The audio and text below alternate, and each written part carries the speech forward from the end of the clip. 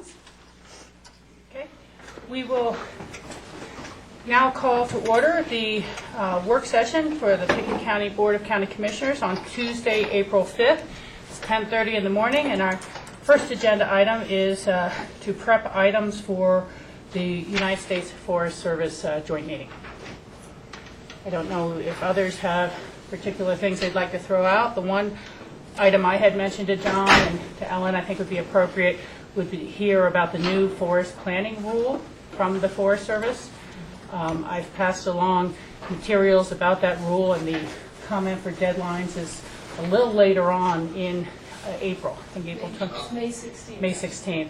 So we could ask whatever questions or clarifications we want about the rules, and take advice from Ellen on draft comments.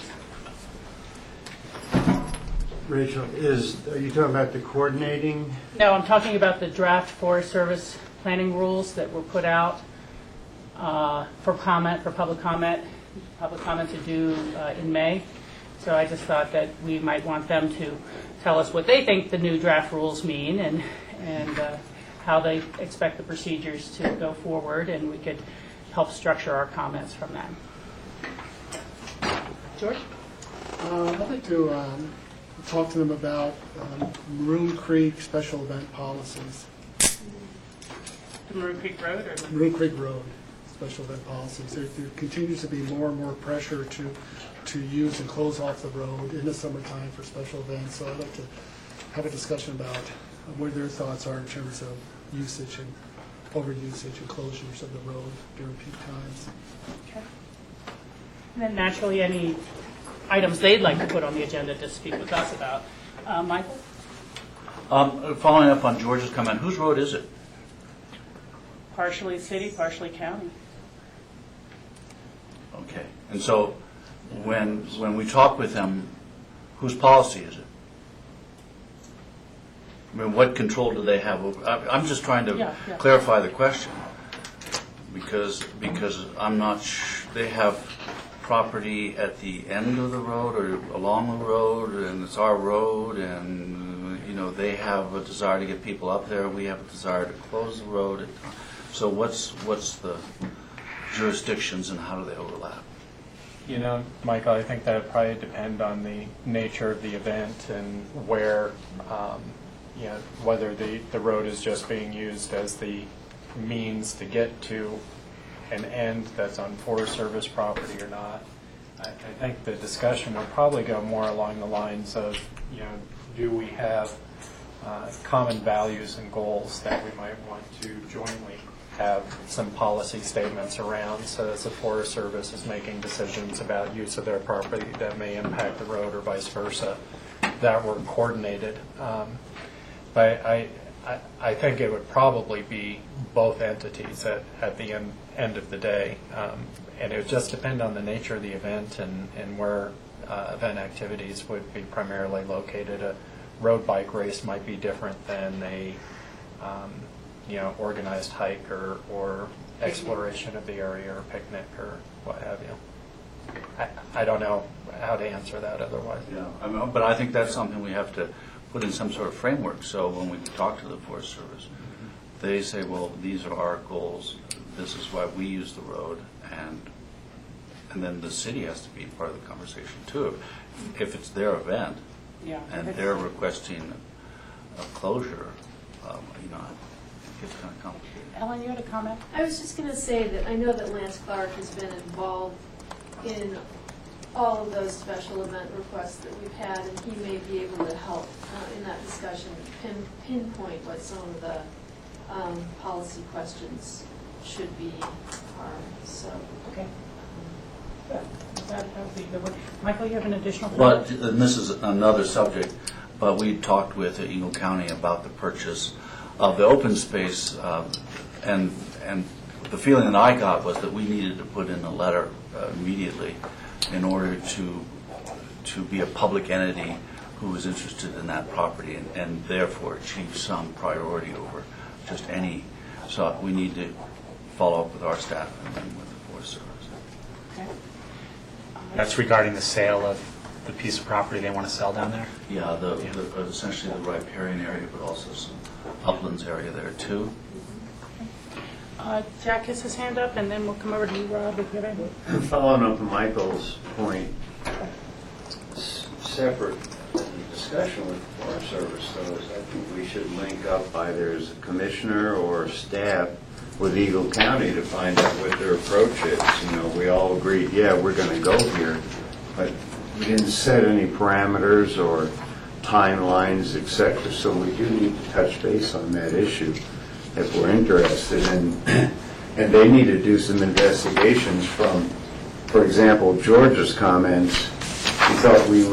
He suggested we'd participate but not be a major player in that purchase because it's Eagle County and their funding, et cetera. So we just need to touch base on that.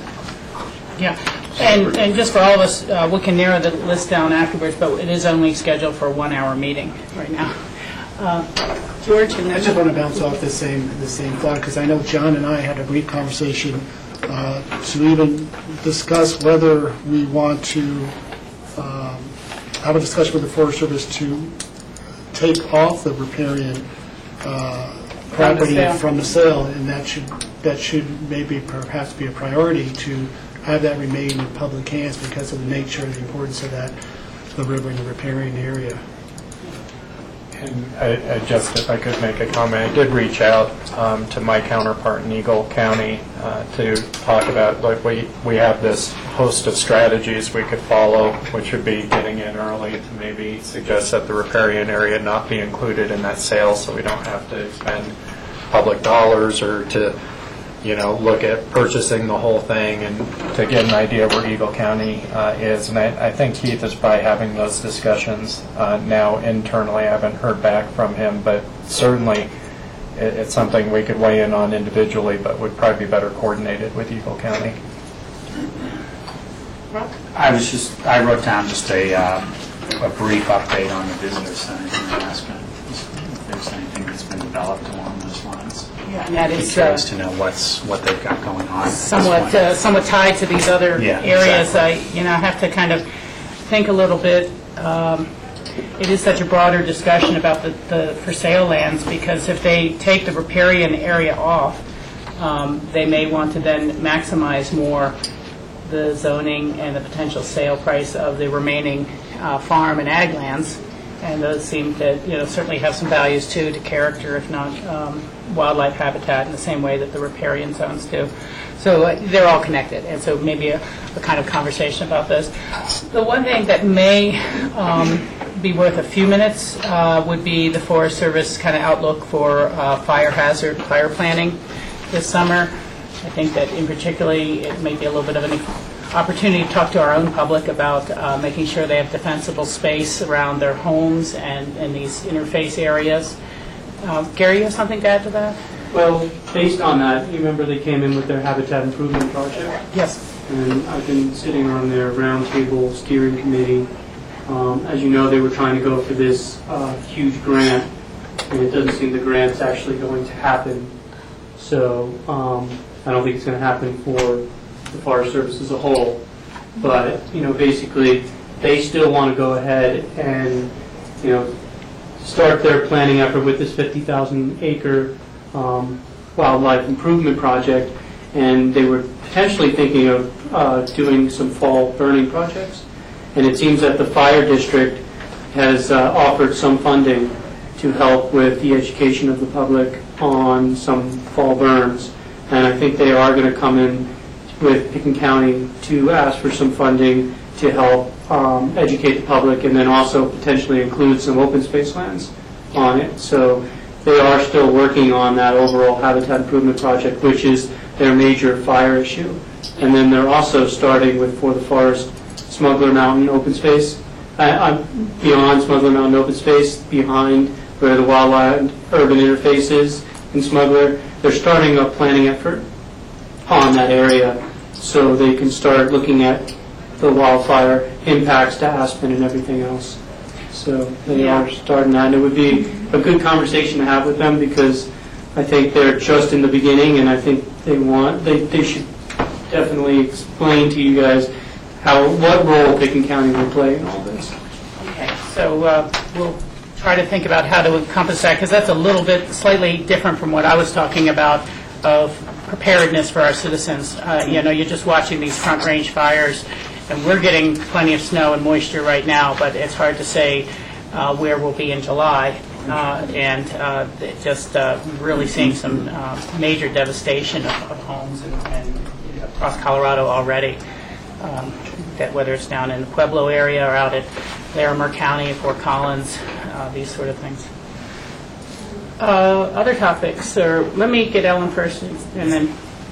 Just before we move off the topic of wildfire suppression, the Forest Service will be releasing an EIS on continued aerial application of fire retardant on forest lands across the country in May, and looking for comments. And apparently I'm guessing the discussion will be around impacts of fire retardant on surface waters, and I suppose impacts of the use of chemicals on communities that are in close proximity to application areas. And so that has yet to be published, but will be, and I don't know, that might be another topic that we might want to ask them to talk about as it may relate to our area.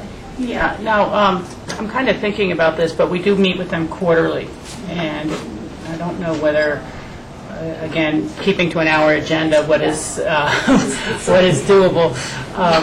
But that is a good point, and we'll definitely have to review that and make comments on that report as it comes out, and the EIS comes out. Okay. Jack? Yeah, if the board remembers, we had an update on oil and gas leasing and the EIS summary last fall. So we ought to get just a quick status report, where are they at, because next steps, it says winter of 2011. I'm not sure if it meant spring winter or next year's fall winter. That was, I think those were scoping comments they were getting from us when we first met with them over at the fire district meeting room a while ago. And so they're probably in that EIS process now, but we... Yeah, draft. Yeah, for the draft. So we could ask them for an update of that and get timelines. I mean, just in general, this whole idea of what planning processes are going on in our region, when are deadlines for... deadlines. For getting involved. Okay. So it seems like we have a rather lengthy list for an hour. Now I'm wondering about, for example, Michael's comment.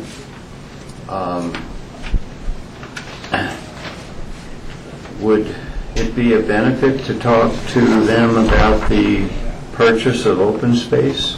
I mean, that could be a lengthy discussion also. So I'd leave it up to staff and work with the Forest Service as to what we can cull from that list, unless we had more time. I agree. We have to hear from what they would like to be able to speak to us about as well, and to try to, synthesize these into, 3 to 4, 15 to 20-minute topics. And we can always do additional follow-up meetings or assignment for staff for follow-up to things that we're touching on in this meeting. And like my update on the oil and gas that I requested, that's maybe 2 minutes. Yeah, So or it could be a memo of interest. They might send us just some information on a couple of these topics. Michael? Well, the reason I brought up the purchase of the open fish was that the feeling I got was that if we didn't put in a letter saying we had interest, it would go to general bid, essentially, and we'd lose out and start competing against them. And I thought, my impression was that we agreed that we were going to ask them to consider us, give us whatever they call it, but a priority for purchase. And it's been 2 weeks now since we've had that meeting. So and they were talking about a May deadline. Well, I fully agree with that being one of the topics of discussion. I think we all did. I personally kind of like the idea of them withdrawing it from sale and continuing to maintain it as an asset first, rather than starting to talk about purchase requirements, to have to spend local money to keep public lands in public hands from a partner of ours seems a little challenging. But we'll make that one of the top priority discussion items. Did others have any kind of ranking or anything that they think needs to drop off the list right now? We'll let John kind of work that out with them then. Yeah, and the two that I'm seeing are time sensitive right now are the Forest Service planning rule, because we'll need to, it'd be good to have clarification before we provide comments, which are due in May. Is that correct? And then the disposal of the property. I don't know if the other ones are particularly time sensitive. I think the Maroon Creek is time sensitive because we're coming into the summer season and special events are getting applications and inquiries about usages of race events, and so I think that is timely. Yeah. Well, let's, I agree with that. Let's see if Ellen might be able to contact them before this meeting to talk about the subject in general and see if we can, narrow it down so that it's a little bit organized when it comes to us. They may say they have very little input on those things as long as they're road only and aren't asking for staging areas within their properties and what their process is for considering those. Okay, so just contact them and see if it's a topic that's going to be a lengthy discussion or whether or not. Yeah. Does that make sense? Okay. Yeah, just to try to Narrow it down to what are topics that we could make some progress on or not. Well, and also if there's some pressing need by the Forest Service to bring up an issue, they need to have time for that. Certainly. Yes. Hopefully not. Okay. That seems to be enough for an hour.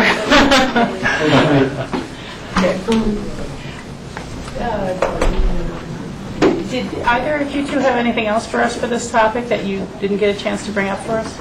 Well, the only other thing I was going to bring up, the Forest Service, one of the things we're working on in Smuggler Mountain is we're trying to develop an MOU with the Forest Service to consider, a more seamless management of the recreational resources up on Smuggler Mountain. Because what we've seen in the past is the Forest Service, has kind of just included some of that stuff into their travel management plan, but there are other trails that, some of our constituents really like up there that haven't been included. And so if we can start an MOU where we can have at least an agreement in the, between the governments, between the city and the county and the Forest Service, we could potentially manage all of those trails up there seamlessly. So you don't have to potentially know that it's Forest Service land or open space land or city land.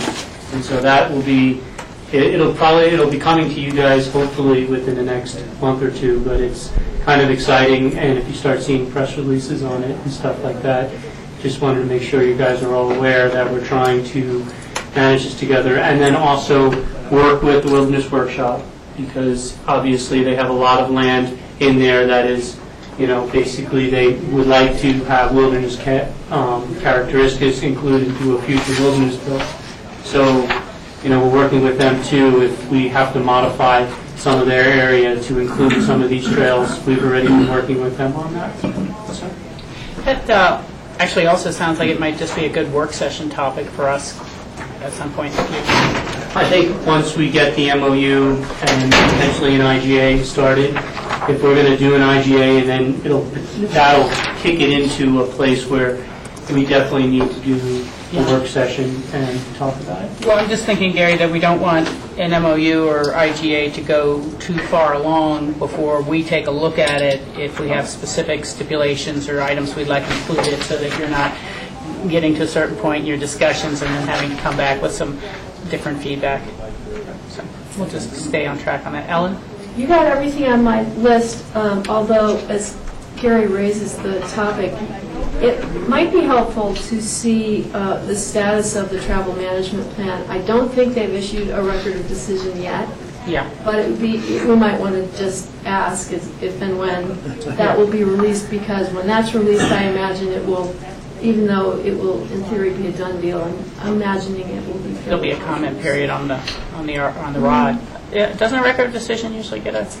I don't think so. I think there is an appeal period that immediately follows, but Yeah.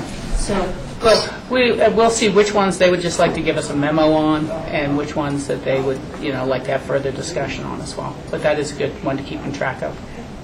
And John, do you want me to follow up with the Forest Service to see what they would also like to discuss? Yeah, why don't you do that, and I'll be sure you get these minutes so that Okay. you have a full list of at least what, I hope I've captured everything here. Okay.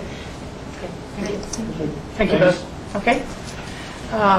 Good, we're making a little headway on our schedule here. We are now going to be discussing in fairly broad terms our mission, vision, and strategic planning process. I think you have a citizen board interview. Oh, you know what, I am looking at my future agenda. No wonder I got confused. Yes, we do, when that starts at 11 o'clock, but if, are you Rudy? You're here a little early. That's very strategic of you because we're running a little ahead of our schedule. Why don't you come on up and we can begin the process. I feel like I'm addressing Congress. No, you're not. Thank you very much for asking me to be here. You're welcome. And we're on Grassroots TV, so why don't you introduce yourself to the camera? And Where's the camera? Oh, okay. My name is Rudy Scheidt. I've moved here to Aspen about my second year of being here. So excited about meeting with y'all today and discussing being on these advisory boards. That's nice to meet you. I'm Rachel Richards, just chair for this year on the board. And these are our fellow board members. If you'd like to introduce yourselves and ask a question or two. Yeah, I'm George Newman. Thank you for applying. And I'll start with a couple of quick questions. Sure. You pretty much spent your career in Memphis, I see. Correct. And I'm just curious if you had any other nonprofit community involvement there besides what was related to your work, your profession. Sure. I've been on several different nonprofit boards there. I was on the Dixon Art Gallery. I wasn't on the city boards per se, but I've always been involved in politics and ran for the Democratic National Convention, was involved in the Democratic Party in the state of Tennessee, went to the Democratic Convention. I'm trying to think what other charitable boards I've been on the Jewish Community Center of Memphis board, a few other charitable boards. I've been the board director of a bank I'm currently on right now. But always have been involved in the community in forms of fashions in Memphis. Make a long story short, I know this question may come up, is why did I move to Aspen? I had a son who was in 7th grade who was getting bullied, as the news media talks, relatively bad, a good kid in a school in Memphis. We all have had a home here since 1999 and at the Maroon Creek Club, a club sites where I live. And we were out, and my wife says, let's just move to Aspen. All my family's in Memphis. And I said, yes, let's do it. And like everybody else, we did it for 1 year, and now we're going to plan to stay for the next 5 years. Like, everybody I talked to. My son's very happy in the high school here, and we're very happy about being here. Obviously, I don't want to make mistakes that other people do when they move here. I have no interest in opening up a restaurant or retail business because those tend to be losers when people tend to move here. This is really well managed. Somebody in the business world or not related to the restaurant business or retail business gets bored and they come here and do foolish things. And I've decided to spend my time more in the community involvement. A acquaintance of ours is Buzz Dopkin. I'm sure most of y'all probably know who Buzz is. And Buzz asked me to be on the senior citizens board. And I started looking at my opportunities, and I said, well, the senior citizen board would be nice for me, but my background's really financial. Let's apply for the financial advisory board as well. And I think I can serve on both, according to Charlotte, and I hope I can. I'm better probably suited for the financial advisory board because of my background. But I have time here. I do work still in Memphis. I'm still a general partner of a hedge fund in Memphis, though I don't take an active role in that. And I've recently just started a finance company in Memphis that deals with financing actually foreclosed homes to new investors. That's a pretty exciting business. We'll talk about that later. But my time is pretty free here in Aspen, and I want to be able to get involved. Like I said, I've always been involved in the communities I've lived. I only lived in one community in Memphis, and now here, and would like to be involved in this community as well. That was my other question, actually, as a follow-up, because it seems like from your resume, from your work, from your profession, that you'd actually be more of an asset to us on our financial advisory board, which we have I agree, by the way. openings as well as a senior. I don't want to steal the opportunity from Marty to Lucia on that, but if there's opportunity to serve on both, if you have the time, I think that's great as well. I do have the time here, and I think the more time I spend doing things, less time getting myself in trouble doing restaurants and retail. No offense. Very good. Michael Owsley. You know how old Elvis would be? Elvis would be my father-in-law's age, was I think about 76. Yeah, he'd be about 75. 75. So Elvis would be in the category of people that we're talking about. Needing senior services. Needing senior services. I wish he did. So, I wish he was alive too. yeah. So, but seriously, one of the issues for seniors, and they live in various housing, some of it affordable housing throughout the county, one of the issues for them is to have a pet. And in many of these areas, they can have a pet. So how would you feel about pets and availability to seniors? I'm going to answer the question truthfully. We have lots of animals in my home. I have a dog, 2 turtles, and a bird currently. A hamster recently passed away. We were looking at moving to another subdivision here that has a requirement in its HOA that requires no dogs. It's a major issue for us and our family to even think about moving into a subdivision that wouldn't accept dogs. But I know walls have to be divided, and people have to have the rights of respect of other people to have animals or not to have animals. And if it's written in it and if it's going to be enforced, then it has to be enforced fairly and equally that no animals. But I have to be honest with you, it's tough for me because I understand how important pets are to not only senior citizens but to my family.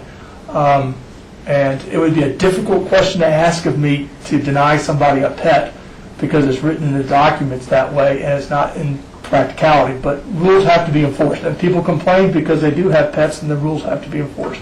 And I kind of was back and forth in that because I think that I know in Burlingame, I think the rule is no animals allowed in Burlingame, but I think the HOA kind of looks the other way, and I think there are animals and dogs. And Cats are allowed, but not dogs. Cats are allowed, but I think there are some dogs. I mean, let's face it, I think there are, but it's tough for me not to allow pets. I'll be honest with you. Yeah, I mean, I think that what you said is true, and there is this uneasy sort of necessity to follow the rules, but then there's the necessity, there's a changing necessity with an aging population to have a companion that is therapeutic to the owner, because of isolation and remoteness from the community. So as long as you recognize those Like I struggle greatly with morality and legality. It's a tough subject. Recently about this burning of the Koran, not to get into too heavy politics, but the morality says in America we have the right to burn the Koran as much as we want, or the flag. Is it legal? Is it legal to do it? Is it morally the right thing to do? And that's a whole different subject. And this is the same question about pet. Yeah, fortunately, it doesn't carry quite the consequences. But yes, but it does to a senior citizen potentially who has the only friend in life he has or she has would be an animal, and to deny that person the right to have an animal is tough to do. As long as you're willing to wrestle with it, I'm content with that. Thank you for applying, Rudy. I appreciate putting the effort forward.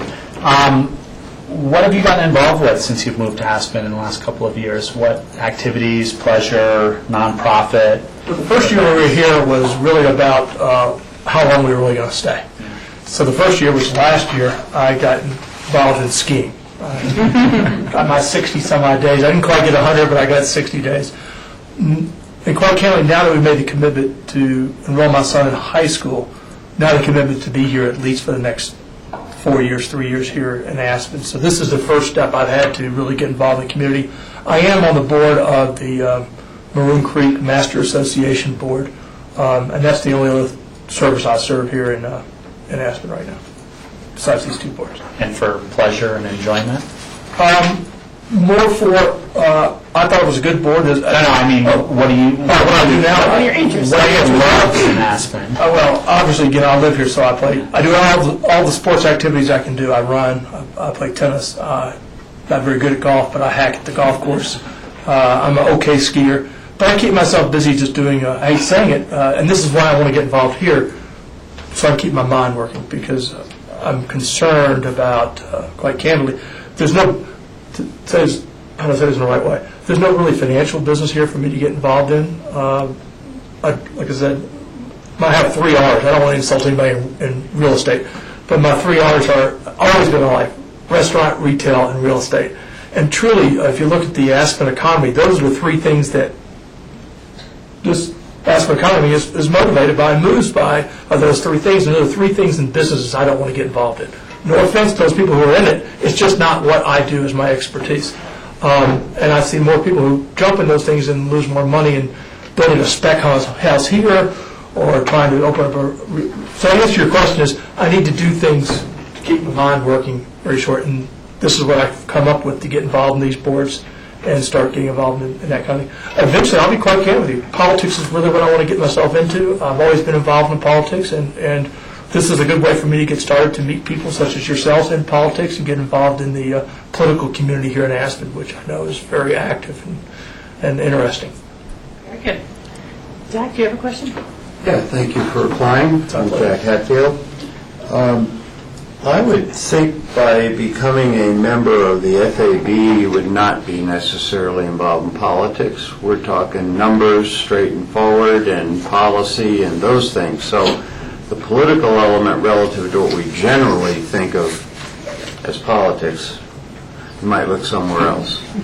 But community involvement in many other ways. But Jack, I get to sit here and meet you, so I get to learn the politics. So the financial advisory board, the biggest political board, but it helps me start that road to meet the right people in the city. For the politics of public service, that's more relative. Specifically to an application for the FAB, what approach or philosophy would you bring to that board? You know, what background? I don't mean experience, but liberal, conservative, you know, whatever. Where do you start from when you look at financial matters, and what would you bring to this board? Well, it's a good question. A question I have to be honest with you, I'm not fully prepared for it because I'm not sure of all the inner workings of the Financial Advisory Board. We were speaking outside just a few minutes ago about CPI and things that have to be determined. Of course, I'm very involved in economics, and I understand how CPI and those kind of economic indicators affect us. I tend to lean towards, especially in the public arena, a very conservative philosophy about spending and budget finances. I think budgets should be balanced and to be not overspent within a community. Some of the inner workings, I just don't know yet because I haven't gone to my first meeting, nor have I done my research to find exactly how the Financial Advisory Board truly works. And I'm sure over a period of time I'll learn exactly how it works, but I tend to be a good student at first and be quiet and listen to what other people on the board have to say. But I tend to be financially very conservative and believe in balanced budgets strongly.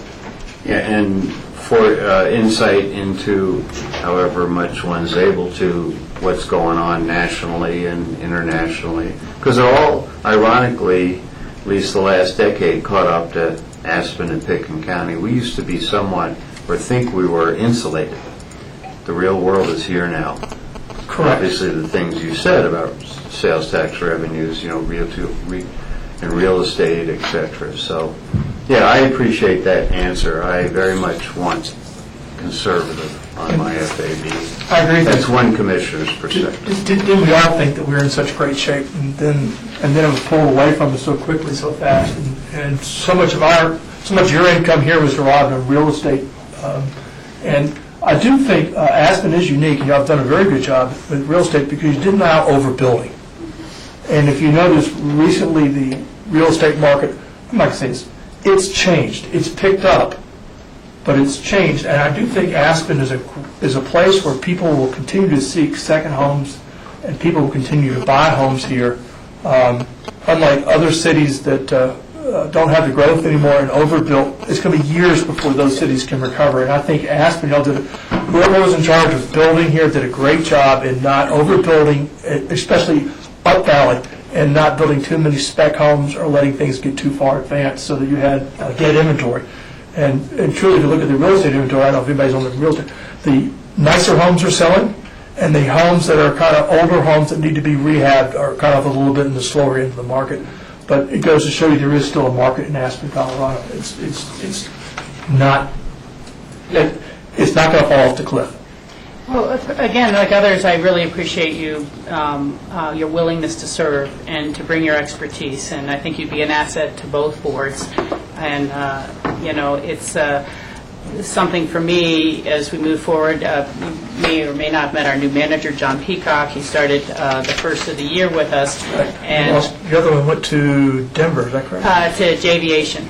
So That's right. a lot of different activities there. But I personally could see more of a increased utilization and role for the FAB going forward as we struggle with some particular home rule charter constraints on our budget and some structural budget issues going forward. So I, again, welcome you applying. Appreciate that. And not everyone who first gets here and has the ability to pursue a lot of ski days and things like that really gives of their time the same way that you're offering to. So thank you.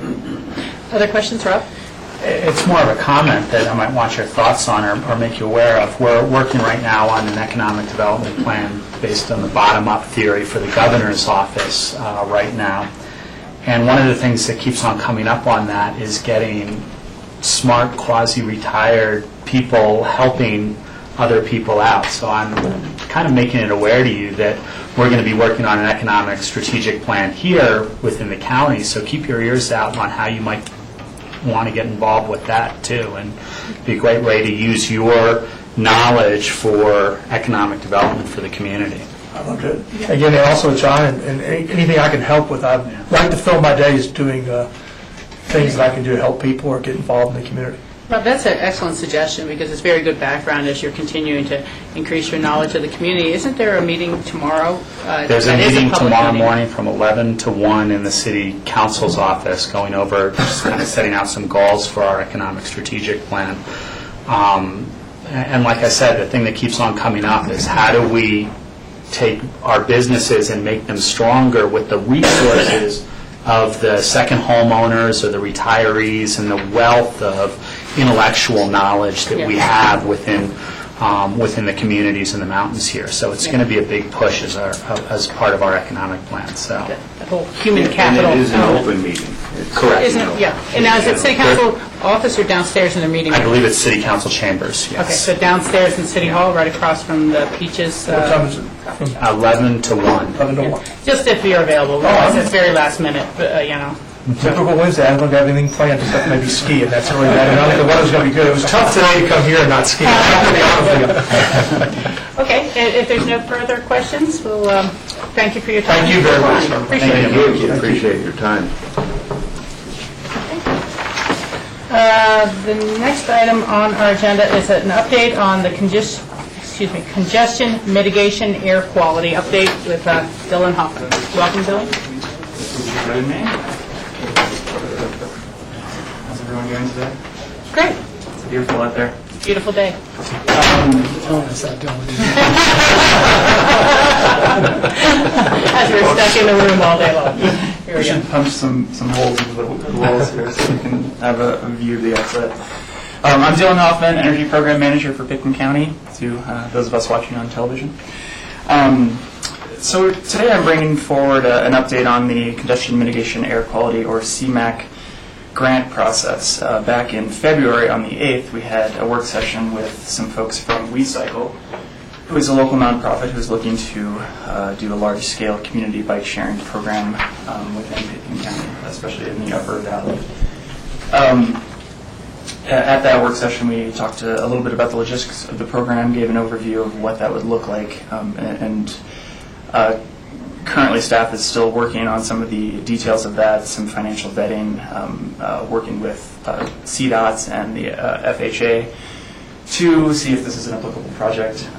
But basically I wanted to give a quick overview of kind of what CMAQ is, because we kind of oftentimes just gloss over where this money's coming from and how do we receive it and what is it spent for. Basically, CMAQ is a federal grant process run through the Department of Transportation and the Federal Highway Administration. The goals of the program are very broad, but essentially what it looks to do is improve air quality and reduce congestion in communities that have been identified as having problems with either air quality or particulate matter. In our case, that the PM10 particulate matter under 10 microns was our biggest issue and why we were identified as an applicable program. We've been getting this allocation since, I believe, 1998. We get it every 2 years. The city of Aspen gets it on the off years that we're not getting it, and that amount is always in the amount of $200,000. There is a financial match on the part of Pitkin County, but the bulk of the funding is coming from federal funds. Previous projects that we've been seeing have been things like paving of Owl Creek Road back in 2002, paving of the Buttermilk parking lot in 2004. We purchased a county commuter van fleet in 2006. In 2008, we purchased a street sweeper, and then the last allocation of CMAQ funds was in 2010, and that was for trail improvements jointly with the City of Aspen for the Rio Grande Trail between Slaughterhouse and Woody Creek. So that kind of gives you an idea. There's a lot of things in the federal guidelines which are extensive that outline what this can be used for. It can be used for education programs to encourage carpooling or ride sharing, various kinds of ways to get people out of conventional vehicular travel and onto mass transit or onto alternative forms of transportation. So what's happening right now is that obviously WeCycle and the community bike sharing piece is an applicable project that we're looking at to use these funds. Staff has identified that in a time of pretty limited staff capacity. Plugging into an existing effort would be a great way to use some of this and really push forward a program that has a lot of community benefit for the folks in Pitkin County. We are also in the process of identifying other potential projects at the request of the board and staff to make sure that this is in line. The WeCycle project isn't our only option, so we want to make sure that we have a few things that we can look at and present to you. The WeCycle piece will be a part of that presentation. Additionally, staff is doing a little bit of vetting of the WeCycle business plan. John Redmond, our finance director, and John Peacock and I all met last week to go over some of the details of their business plan. And John Redmond will be sitting down with folks at WeCycle and vetting some of the individual issues that have been presented in that robust business plan that they've given to us. Additionally, and we talked about this last time, is the City of Aspen has also decided that putting CMAQ funds towards WeCycle is a direction that they would like to go. They have, basically right now we're in a little bit of a holding pattern because we're waiting for the City of Aspen, who has submitted an application to CDOT, talked to Mark Rogers there, got conceptual approval from him, and he has forwarded that to the Federal Transportation Administration for ultimate approval of that. If FTA decides that it works for them, that it's an applicable project, they will then send back a contract to the City Council for ultimate approval. Once that path has been paved for us, then we would move forward doing the same process if we identify WeCycle as an applicable CMAQ project. So we're 6 weeks out into that process right now, waiting for a response. Lynn mentioned that it can be any time from a month to a couple months, so we're just patiently waiting for their response. And at that time, we'll be vetting other projects within other county departments that we could potentially use this for. Other than that, we don't really have, I wanted to keep this update short for you because we don't have a lot of specific information. We really need to know those pieces from the feds before we can move forward. But we wanted to update you with what's going on, with what we're doing with WeCycle, and take this time to answer any questions that you may have. I think we should have some staffers from WeCycle here, so they're more than willing to answer questions and address any concerns. Questions to clarify, and then we'll see what other board members have to ask. It's my understanding that the grant is really for the 2012 cycle. Correct. And so, we're not getting behind any deadlines. We're actually kind of a little bit ahead in a sense in discussing what the possibilities are. So we have the time to wait to see with the FTA, their vetting of the proposal as it's gone forward from the city council. And so essentially, we are not really talking about launching this summer, that there would be more time to develop the program, the sponsorship, the other grants that are coming through for this, and it would be a launch of next summer. That's correct, and I'll have Philip Amir to come up and give you an update on that. But the fiscal year for the Department of Transportation starts in July 2012, so we're right on the cusp of that. We want to be ready to go when that happens, because obviously being at the front of the line is going to behoove us from a. So you expect this to come back to us for further discussion and decision in a couple of 3 months or something as the information comes back from the city's application. Exactly. That's what would prompt our next meeting with the board is when we do have that guidance from the feds. George and Michael and Jack. So CMAQ money comes from the Department of Transportation, correct? And Federal Highway Administration. So are CMAQ funds in jeopardy depending on what will happen in Congress in terms of not only the 2011 budget cycle, but they're actually starting to look at the 2012 budget cycle. And so the funding that goes to the FTA Department of Transportation, some of those monies, depending on how much monies they'll actually get appropriated, I guess my question is, CMAQ funds, are they in jeopardy do you know any? I can't speak to that, George, but I can get an answer and follow up with you. And maybe I can help a little bit. Brian? Brian Pettit, with Public Works Director. I think there's a couple threats. One is the appropriations from the federal government could threaten that how much money is going into that congestion mitigation air quality program. The other threat is within the state itself, as Denver and those metropolitan areas, lobby to keep that CMAQ money for themselves, saying that they have higher problems than these rural areas in the county. And that's happened once already when we successfully argued that we needed that money, that we were using it, but I don't think that threat has gone away. I think we bought some time, and I think 2013 we could see another resurgence of really from Fort Collins to Colorado Springs lobbying to keep that CMAQ money locally, if that makes sense. Michael and Jack? John, you're going a little fast, so I have to back up a little bit. When you said Lynn, we are, and Lynn is waiting for, what you were referring to was the City of Aspen grant cycle, is that right? So that's for the odd year, which is 2011? For them, it's actually unspent CMAQ funds from their previous allocation. And I'm not sure if that was 2011 or 2009. Does anyone know what they were working on? It's a smaller amount. They're not talking about using an entire CMAQ allocation, but it's, I think, $38,000 that was left over unspent. Okay, so they're waiting, so they don't actually have that in hand as a grant, or do they? Or they have it in hand, but they don't have approval to spend it as part of it? I can't speak to if it's in the city coffers or not, or if they need to actually have the approval or not. Well, then what is Lynn, and you were referring to Lynn Rumbaugh, is that who you're That's referring correct. to? What is she waiting for then? She's waiting for the response. So basically, when the city or county decides that they would like to use CMAQ money for a certain project, they submit an application first to the Colorado Department of Transportation, who then gives approval to it and forwards it on to FTA for final approval. When they say, okay, this meets all of the guidelines for the CMAQ program, they will then say, go forth and prosper. And I'm not exactly sure how the drawdown of funds work, if the county or city fronts it up, or if it comes in before the expenditure. But basically, you have to get the actual approval of the project that you're going to do and how much it's going to cost in order to remove those funds from where they lie within the feds. Does that make sense? No. I mean, it makes sense in a general sense, but it doesn't, you're not tying it to why the city is waiting. What grant are you talking about?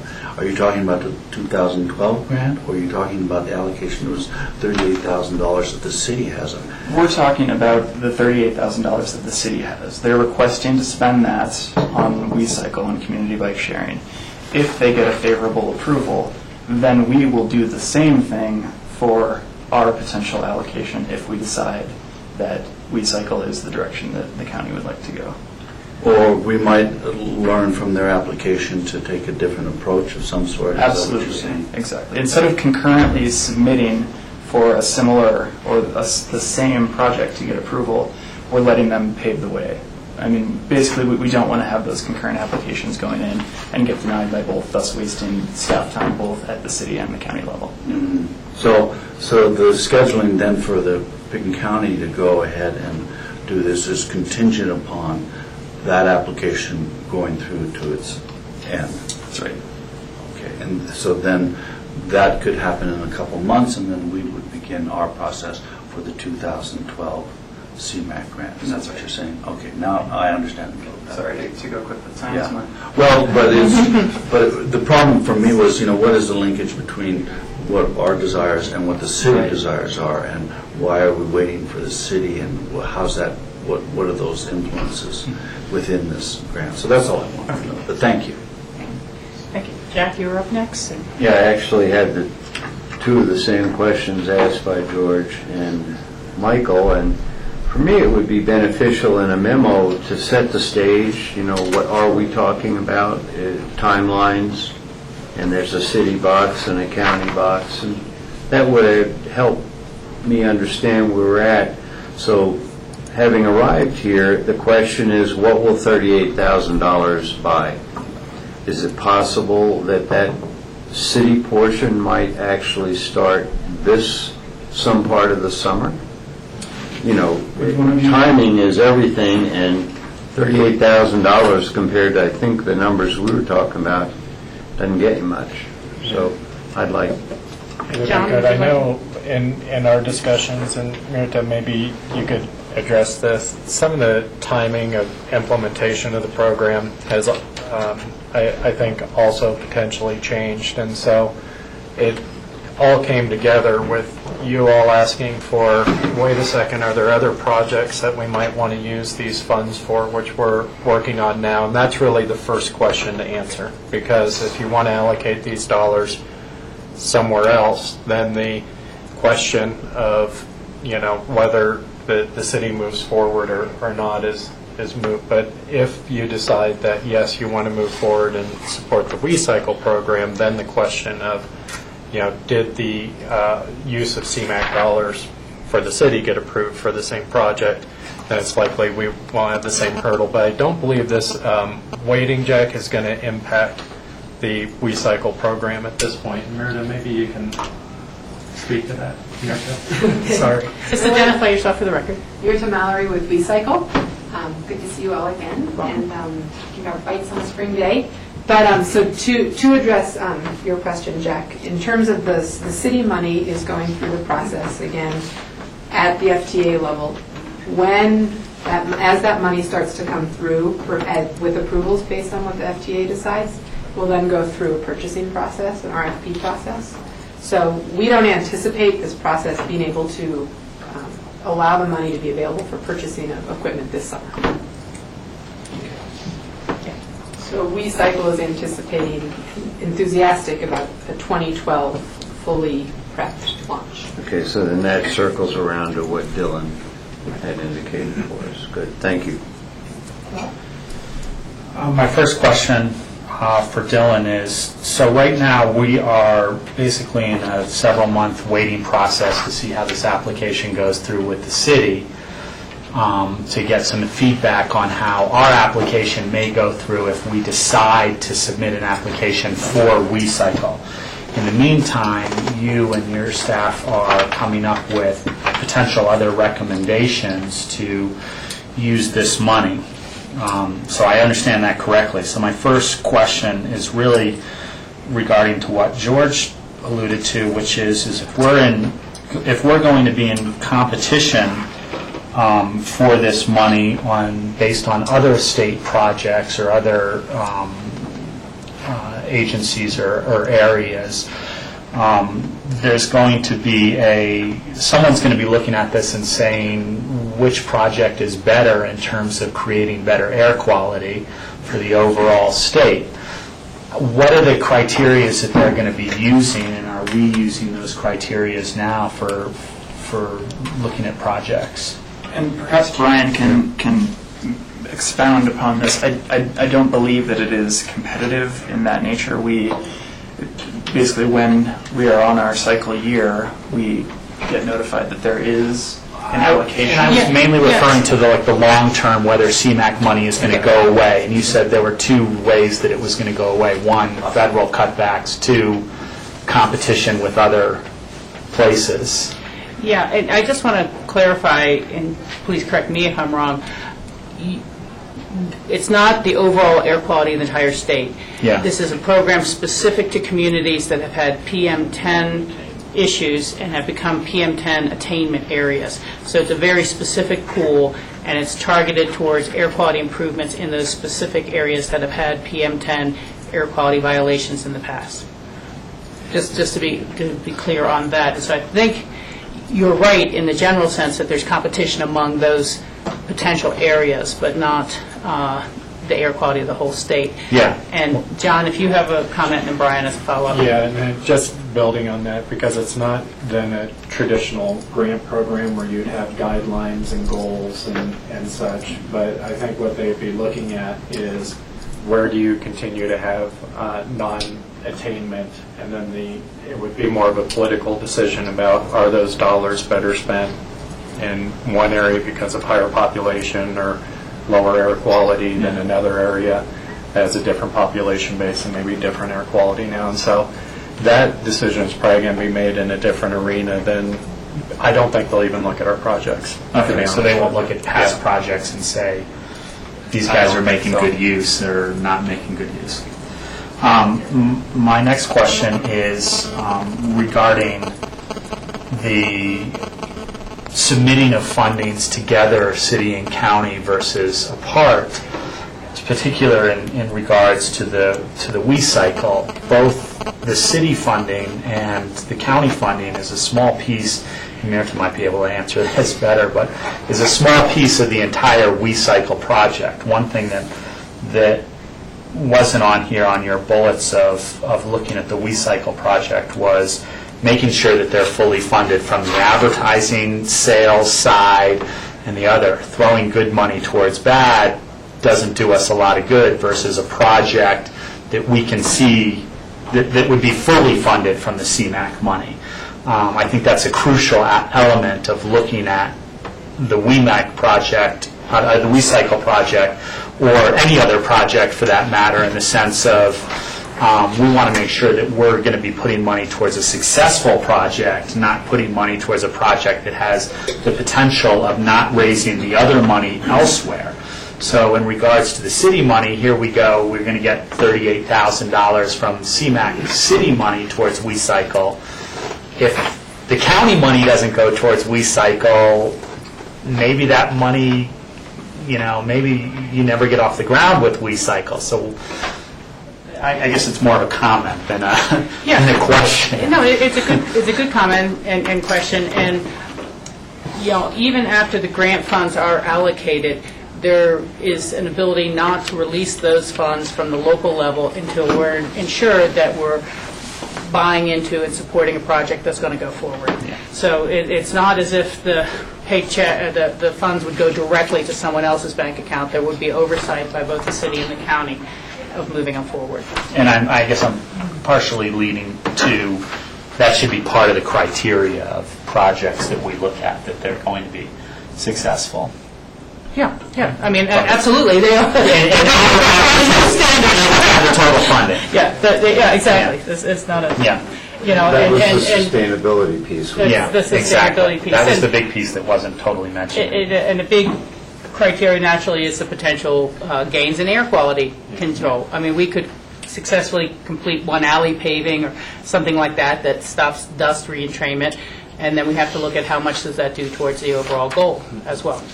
And I just add that timing-wise, I think this is advantageous because it gives time for other bicycle sharing programs to mature so we can see how our business model is stacking up there.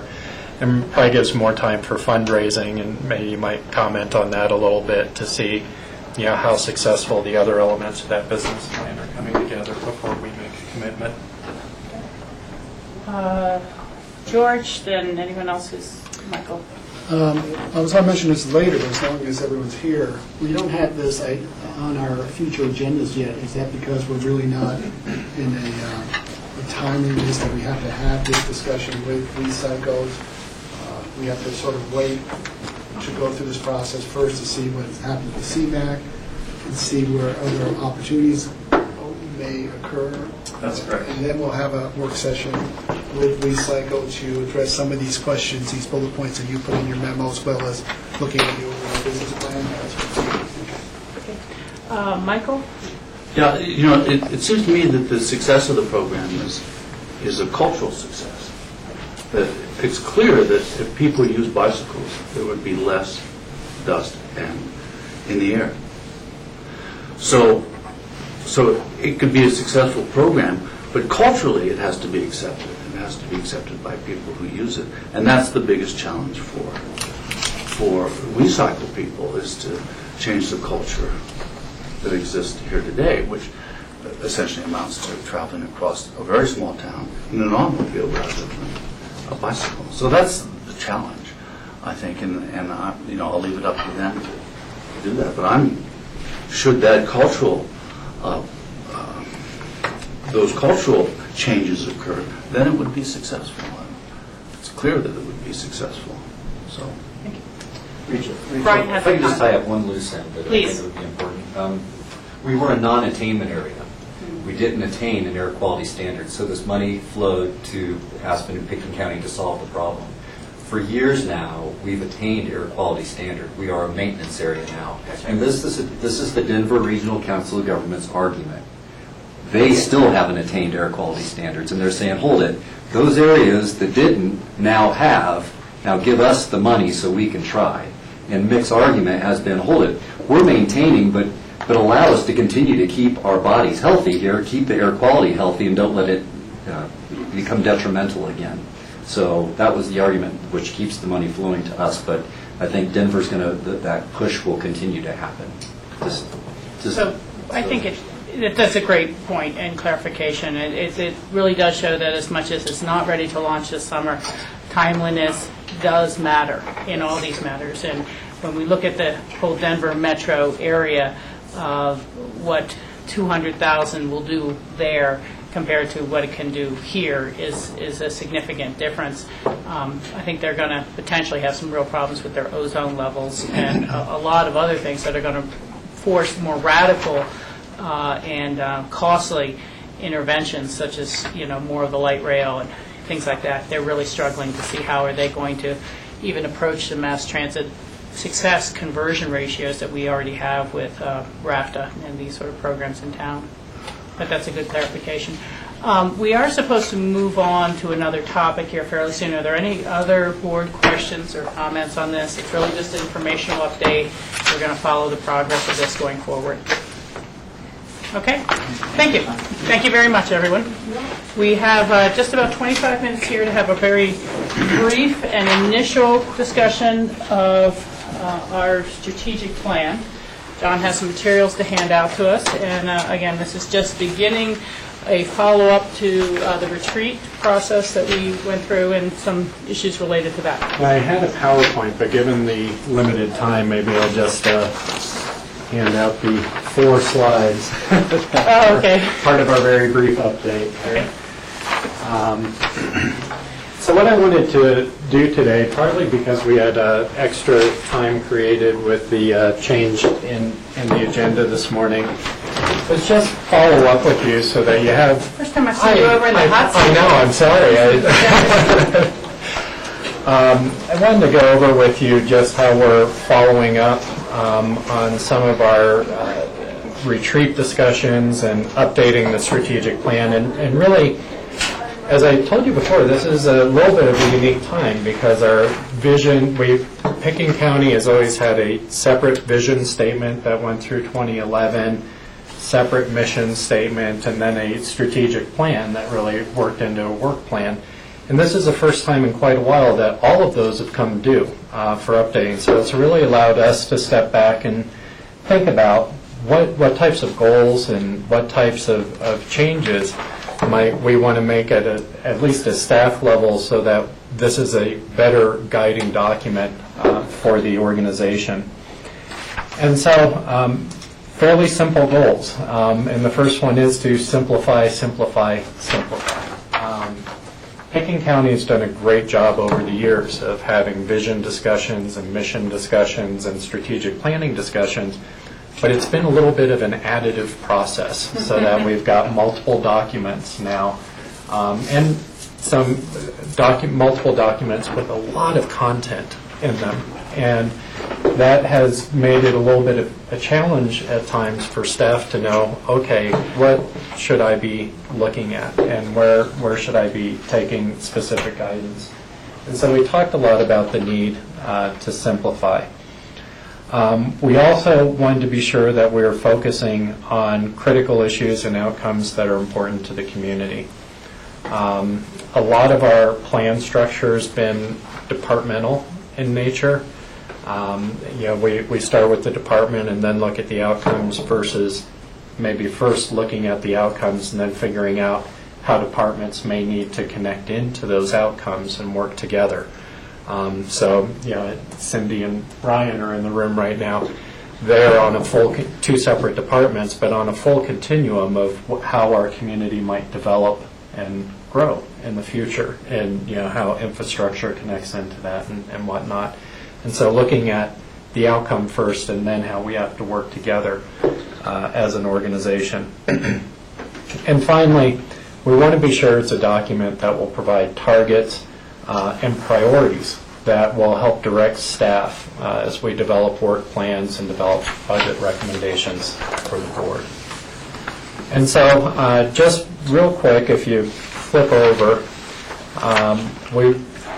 we're going to be proposing to you a slightly different structure from what we've had in the past. And the first slide describes the elements, some of which currently exist and some of which don't, that we'd intend to have in a strategic plan to bring forward for you guys to look at. And it starts with a vision, which is a brief statement about what we aspire our community to be and to look like in the future. A mission, which is a brief statement about what role we play in the community. Core focus areas, and I'm going to give you an example of these in just a minute, but core focus areas are those issues that we have to focus on to achieve our mission and vision. And that really starts to provide the different structure, from a citizen's perspective, from a service perspective. What are those core areas that we need to be paying attention to? Under those, we then look at impact opportunities. So for each of those core issue areas, what are those key factors that impact success or impact our organization's success? And once we've identified those, what are strategies, what are specific things we can do as an organization to be successful? Rachel, can I just ask Yes. a question? When you say impact success, do you mean ensure success or are barriers to success? What do you mean by impact? It could be both.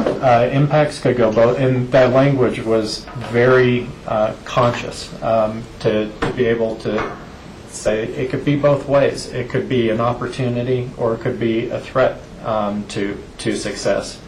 Either way, we need to be considering what those are as we anticipate what we're going to do as an organization. So that's why impact was to be inclusive of both of those.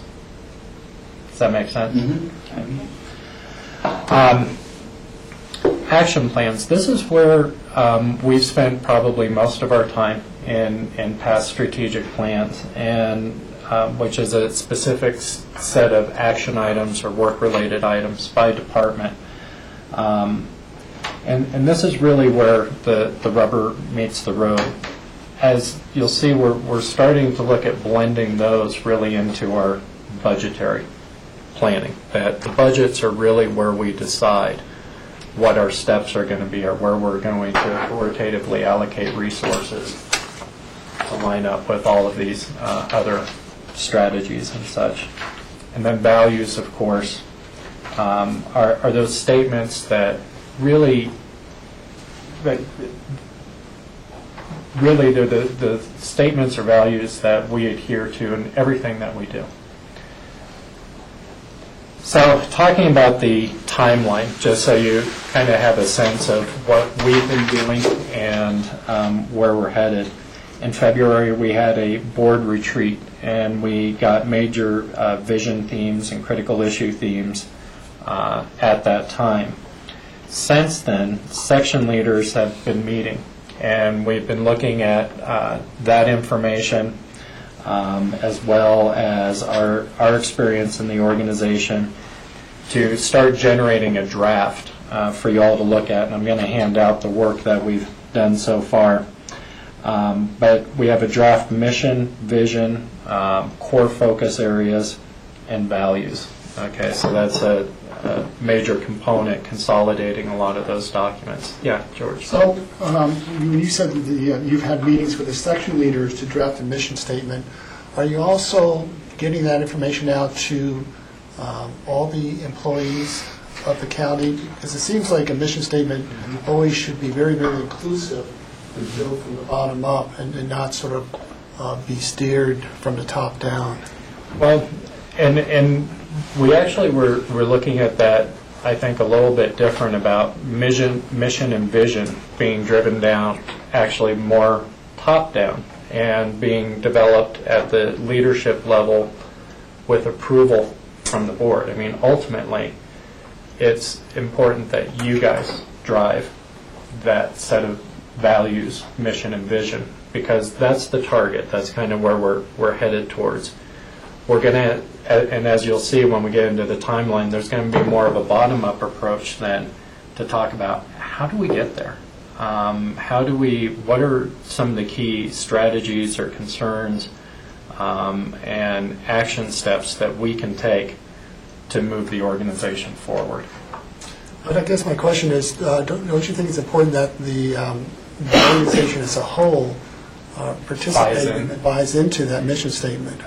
100%, George. And when we hand out, we're going to have actually a more inclusive process. Bear with me as I go through, and then let's come back, because one of the changes that we're making is we're going to have a facilitation coming up, and that's the next piece here in April.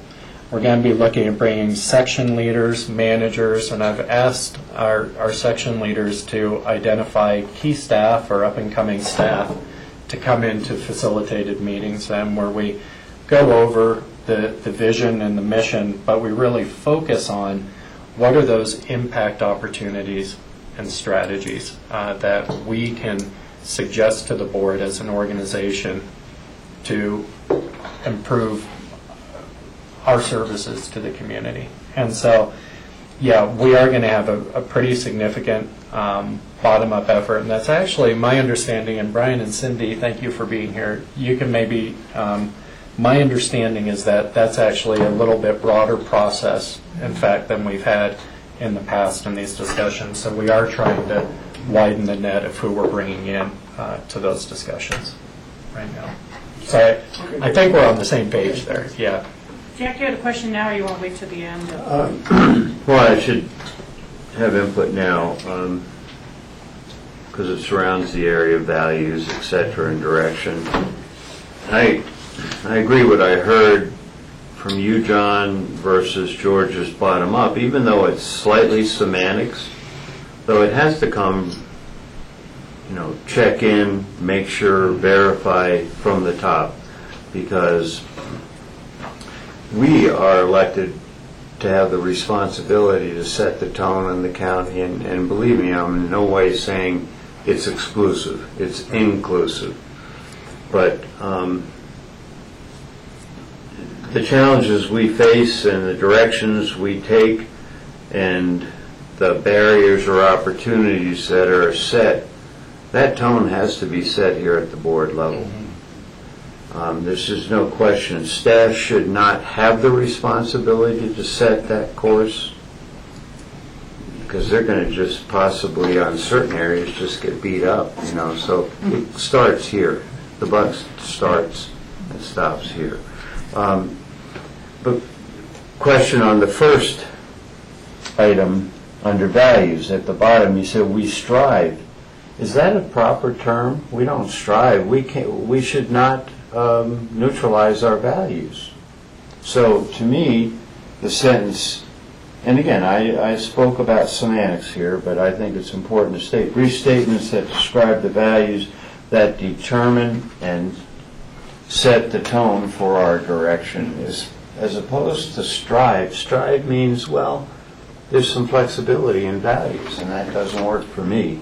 Okay. You know, And that's certainly not what I I know. meant to imply. I think we have to be careful with wordsmithing, because I understand exactly what you're saying, and yet at the same time, I see examples when you could have values that are in conflict, and that we as a board have to reconcile the values. What is more important here is fiscal conservatism or expenditure of funds to secure a value? Should this be open space? Should this be recreation and use? Yeah, I mean, there's just always conflicting values. So that's why I see strive to adhere to our values and to balance our values. Everything's just not black and white as a single issue. So, just like the community plan or anything like that is going to have competing goals.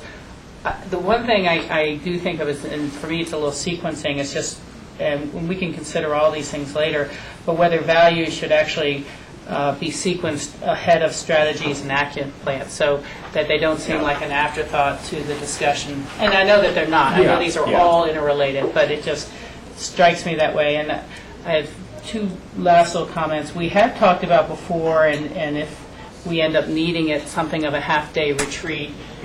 We had talked about that so that we can really spend the in-depth time on this and get presentations by all the section heads.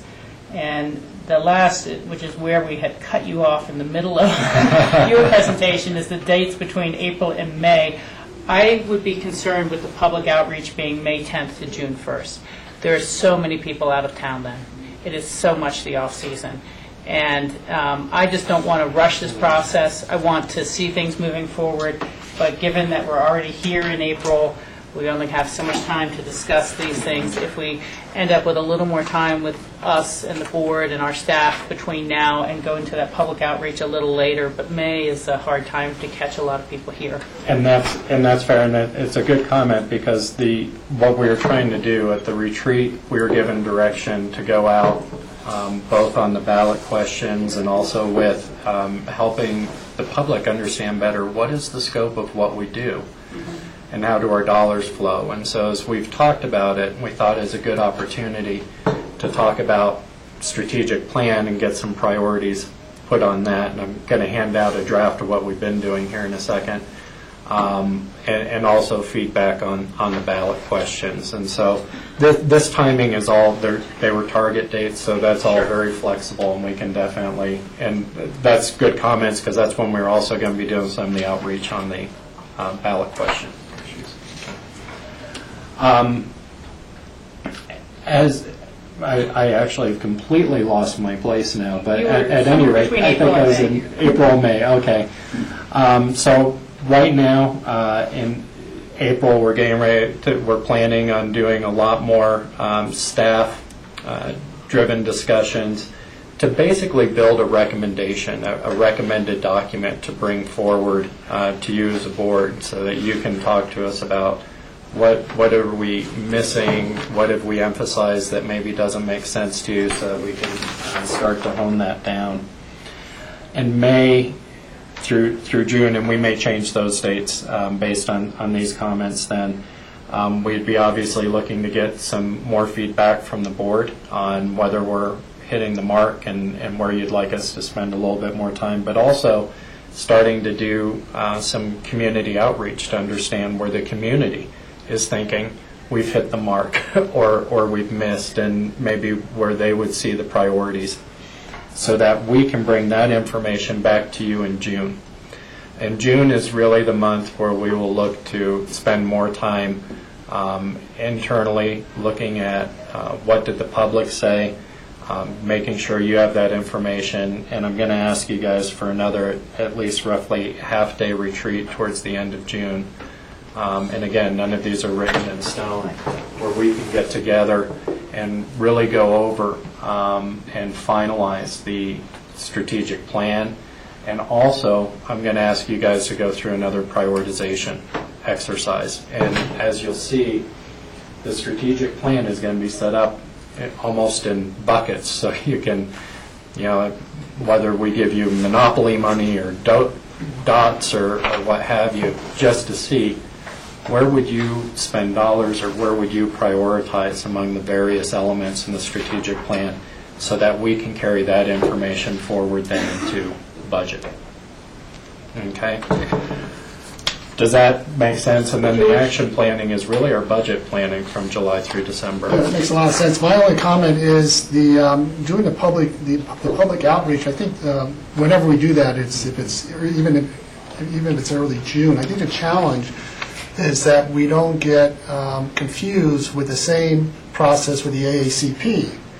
And so people realize, because that is going to be going out for the public probably right around that time as well, and we don't want to sort of commingle what we're trying to do versus what the AACP is trying to do. So I think it's just a challenge and awareness that this is separate than the AACP, and so it doesn't tie together, that's all. Yeah, that's... Excuse me, Michael. One way to actually do it internally and actually in these community meetings is to ask the question, is county government necessary? And I think that should be a fundamental question for both staff and for, it's a provocative question, but it'll certainly separate from the AACP like that. And so I think that kind of question needs to be asked as a motivator for really full basic discussion of what people want out of county government, and also what the staff is striving for. We take it for granted internally. We all take it for granted. We've been here since 1880, and of course we're necessary, and so forth and so on. And my job's important, but I think you have to go back to that fundamental question and ask it again of yourselves and of our constituents. Yeah. Just a comment on it, Michael. The National Association of Counties, under their current president, was doing a really big push on this outreach about what county government does. And I have forwarded a couple links to Pat Bingham that were of some of the outreach tools that they have created on the NACO website. But I didn't think to forward them to you, John, to overload you with things like that. But they really were had examples of a lot of different commissioners who had gotten the full background and were able then to go to Rotaries, Lions Clubs, various forums to talk about what people often don't see behind the scenes of what county government does, and create a little more of that awareness, whether it's child welfare protection services or those background services. So just so you know that that's an issue that many in county government feel. Do people either understand the services, recognize the services, and appreciate or continue to value those? Another comment would be, as we think about our outreach plan, it might be good to think about, could we secure a larger facility? It's always hard to say what turnout's going to be, whether it's a school auditorium or Wheeler or something, and re-invite the people who participated in the community chats, the neighborhood chats, for a single date, rather than us try to go back out to 15 different locations, 15 different small groups. But everyone who did participate before, to say this is the draft of the new strategic plan that's kind of coming from that, and that would be a really good feedback mechanism, I think. Jack, did you have your hand up for a comment? Okay, then George and... Yeah, just bouncing off of these two comments. I think asking those key questions is important. That's what we asked during the neighborhood chats. But what I found out during those neighborhood chats was a lot of people really did not understand or did not fully realize all the services that the county does provide, and got them confused with what the services that the city provides. So that distinction is another challenge. And I think Rachel's idea in terms of bringing back, inviting the people that we had those neighborhood chats with to sit in would be really very important, because I don't know if they've actually gotten the final reports back and the dialogue. The summary The comments. summary, because I know we had said that we were going to get that information back to them. So we could do that as well as invite them to a meeting to have that further discussion, because hopefully they've been educated and understand at least the differences between what city provides and what county provides and what is the county government important. So let me, I know we just have a few minutes. Now, we started off with the notion that any fool can complicate, it takes a genius to simplify. And we didn't say that any of us were geniuses necessarily, but we really have spent a lot of time, believe it or not, trying to simplify and really get at the essence. And this is very much a draft document. It's really not ready for wordsmithing. Probably doesn't constitute at this point staff's recommendation, but I wanted you to get a sense of the direction that we're headed and what format this might take.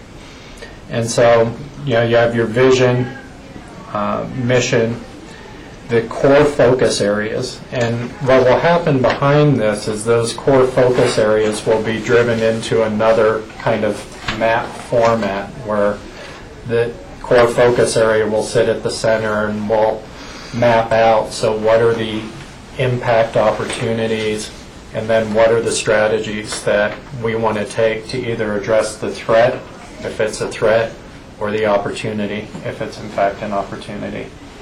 And that will start to lay out then the framework for planning action steps. What specific actions do we want to take and plan for and budget for?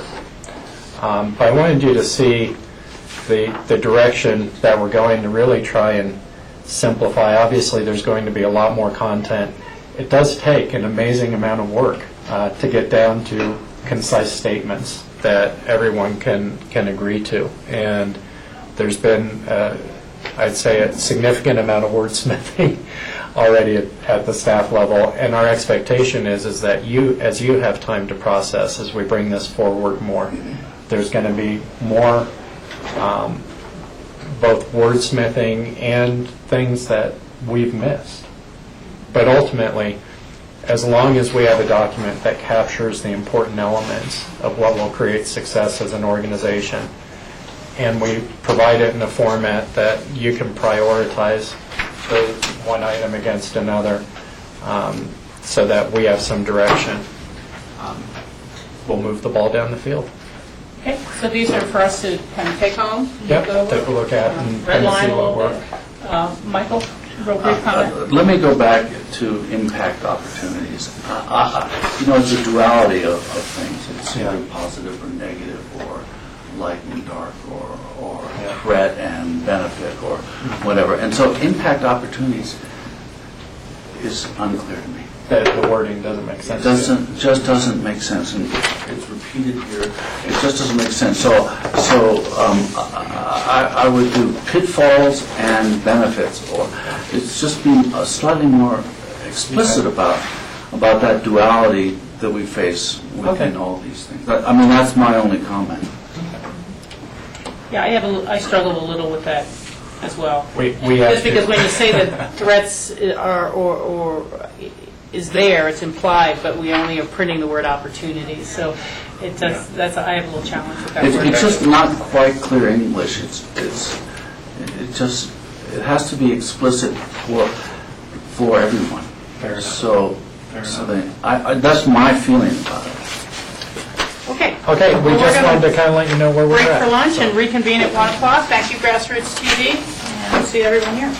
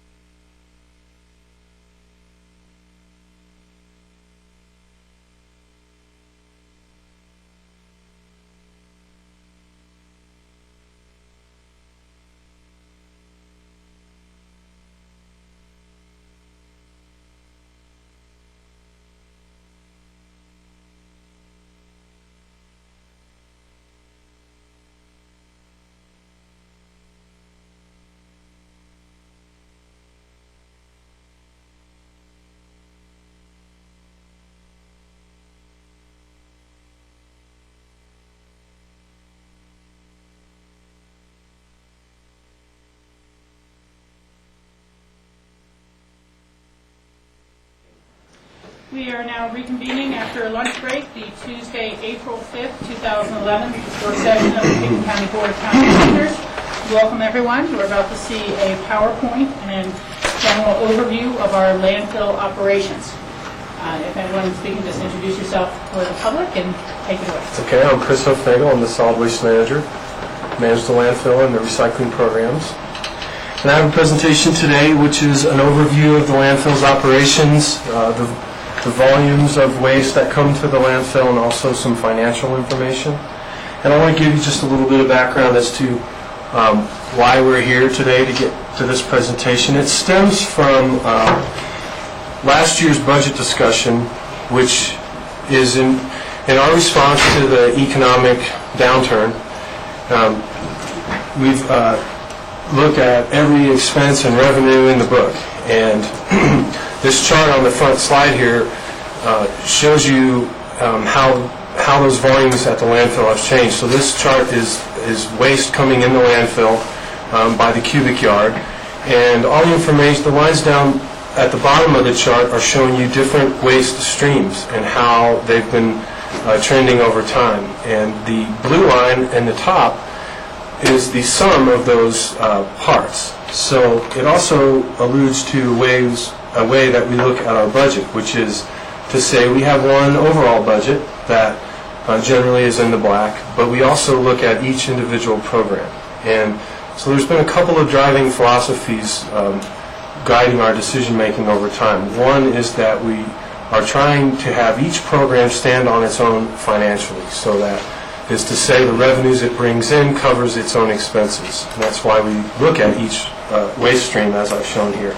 The other driving force guiding our decision making is to look forward to our capital needs and make sure that we have a capital savings plan in place and that we're sticking to it, such that in the future we'll have provided the funding we need for capital improvements. And so to that end, this presentation is going to be about what we're doing at the landfill, how we use the land, what programs we have, and then also talk about what needs we have and how we're going to try to be meeting them in the future. And so what we need from you today, this is really just a discussion. We just want to have a philosophical sort of discussion and make sure that the direction the staff is heading is generally one that the board would like us to see. So that's the purpose of today's meeting. And without further ado, I want to show you how we're using the property today. So this slide is going to present our latest master planning effort, which our master plan was amended, and we passed that amendment at the end of last year. So this represents that latest master plan. And this is a photo of your landfill, and the red area that just appeared is the area where we are permitted to bury trash. So we won't go beyond that boundary. All right. These two black areas are areas that we have closed permanently. So we've reached the final fill, and we've put the prescribed cap, and all that's been passed through the state approval agency. So that those are closed areas. This area is where we are burying trash, generally speaking, and it is where we have buried trash over the, I'd say, past 20 years, concentrated in that one area. Although it is true, every bit of the red area that I've outlined has had trash deposited at one place, at one time. This purple area is where we've been concentrating, and it's very close to its final elevation, about 20 feet from being completed. This area down below that just came into view is where we conduct our recycling operations, our household hazardous waste operations. Our administration building is there, the scale house is there. So it's an area with a lot of activity. And our aggregate recovery program, which is recycling dirt and rock, occurs in this location, which is, as you'll notice, on top of the landfill footprint. Finally, we have this area above where we are managing metal and tires programs. This used to be our composting area. About 3 years ago, we constructed a new composting area, which is located there, on top of the closed landfill. You'll notice we did that. And we moved up there because the previous spot had dust and odor impacts to our neighbors in Woody Creek and Aspen Village. So that move occurred about 3 years ago. Now, this area is where we talk about the lifespan of the landfill, and it's about between 20 and 25 years of life. That lifespan is in this area labeled trash cell 2. So here's a principle that we hit on all the time, is that the recycling programs like compost, aggregate recovery, traditional recycling, all these are programs that can live on in absence of the landfill. So theoretically, when the landfill is full, we can still operate these programs if we have a place for them to be. So what we've done is we've put together a plan of creating about a 14-area acre on top of the closed landfill where these recycling activities can occur once the landfill is complete. And we have thought and planned to put this area in 3 phases. Okay, the first phase, the composting area, is complete. The second phase is permitted at both the state and local level, and we have funded its construction for this year, so we're planning to build that this year, which is important because it is also where we can put a liquid processing facility that would handle the septic waste generated in our county, which is about on the order of 1 million gallons per year. Currently, we don't have a local solution. Glenwood Springs takes it in their landfill, which is local, regionally speaking, but we don't have our own plan. So completing phase 2 enables us to go on to planning and constructing a liquid waste processing facility. And I'll just back up, because the reason that's the place is that there's areas of that phase 2 that are off of the landfill footprint. You have to be off of the landfill in order to manage liquid waste. So phase 2, as I said, is planned to be built this year and budgeted for that already. Phase 3 still needs to be designed. It needs to go to the state for approval, and then we can fund it and construct it after that. So there's about a year's worth of process ahead of that. But once it's complete, that's where the aggregate recovery area can go, and then we're ready to use the second trash cell. There's about a 5 to 7 year window probably for us to complete all that work. In other words, the first trash cell, it's going to take about that long before it's over, and we need to be in cell number 2. Okay, let's all start kind of keeping our questions so that Chris can go through the full master plan. We may break it up before you get to some of the other questions. That'd be But fine. we'll just all try to keep our questions to ourselves. That'd be fine. I'll stop before we move on to the next phase of the presentation and check in. Thank you, Rachel. Okay, so a little bit more here about the recycling program.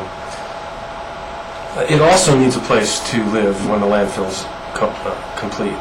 The recycling buildings we have over there are old. I'd use the word dilapidated, in need of repair. We're budgeted and planning to do some of that refurbishing this year. But long term, if you want to have a recycling program past the life of the landfill, we're talking 20 years and beyond, there really is a need for facility improvements. And through the master planning process, what we have done is slated this area that used to be the composting area for facility improvements. And we came up with the site plan. Now that was about a year-long planning process in and of itself, which included board field trips to the site. We selected the site. We've had public input. We've met with the caucuses in our area, the Planning and Zoning Commission, board hearings, public hearings, to come up with this plan that I'm presenting now. And so what we're contemplating there is facilities for the recycling program, the administration of the landfill, also household hazardous waste operations. And there was a time when we thought we'd be building it sooner rather than later, but that was before the fall of 2008, and when the economics everywhere changed. So that's more of a 15-year plan now, and has led us back to refurbishing the existing recycling buildings. But also, by moving the facility infrastructure off of the landfill, it enables us to go back to the state and ask for permission to bury trash in the area that where we have our buildings now. And that's about 4 to 5 years worth of airspace. So when we get that permit approval, we'll be adding to the life of the landfill. It'll also generate revenue over that time. So there are several benefits to having decided to move the facility improvements to the location off of the landfill footprint. That there is the current state of our master plan. That's how we are using the site, and we and intend to use the site over the long term. And this is a good spot for questions about this land use portion now, if there are any. Okay. Michael, if you'd like to start? Chris, the area below Trash Cell 2, on the bend on the road there? Yes. Is that not going to be used for fill? It is actually going to be used for fill. And that's the black area on the map? I think he's referring No, to this spot. yes, to that area there. Oh, okay. It will be in the fill. It is trash. That's why the red piece, this area could be drawn down there Okay. to highlight that. So that'll be in the same sort of program as the current building site, permittable airspace. That's correct. And when you talked about getting another 4 years or so from the permittable area, is that including the rest of that red zone there? No, really, it's just talking about this area here. Okay. So, I would say to clarify that this area that you're pointing out, Michael, probably is at its final elevation already today. There won't be much fill going in there. Jack? Chris, I understand the words, but not the application of your statement that over by Phase 2 where the liquid is going, Yes. it has to be off the landfill footprint. So is there a property ownership that's larger than the footprint of the... Yes. The property that the county owns is about 250 acres. The landfill footprint, the big red area that came in very first on this slide, is only about 35 to 40 acres. So the county owns a lot of land up there, up to the ridge line, if you're familiar with the site, that we don't intend to put trash on, or really most of it have any other use at all. It would be natural terrain. And is that a natural, because I'm not remembering, that seems all built up there. Is there a depression or to do the liquids? Do we have to build an actual liquid facility? You know, I'm not sure where we're headed with that, even though I understand what we're doing, where the source is. It's a good question, and to get technical, this area around here, which is natural terrain today, won't ever get trash, is it's a hill. Over on this photo, you can see it rises up above the other elevations. Okay, and this area right below it is a depression, so this elevation is lower.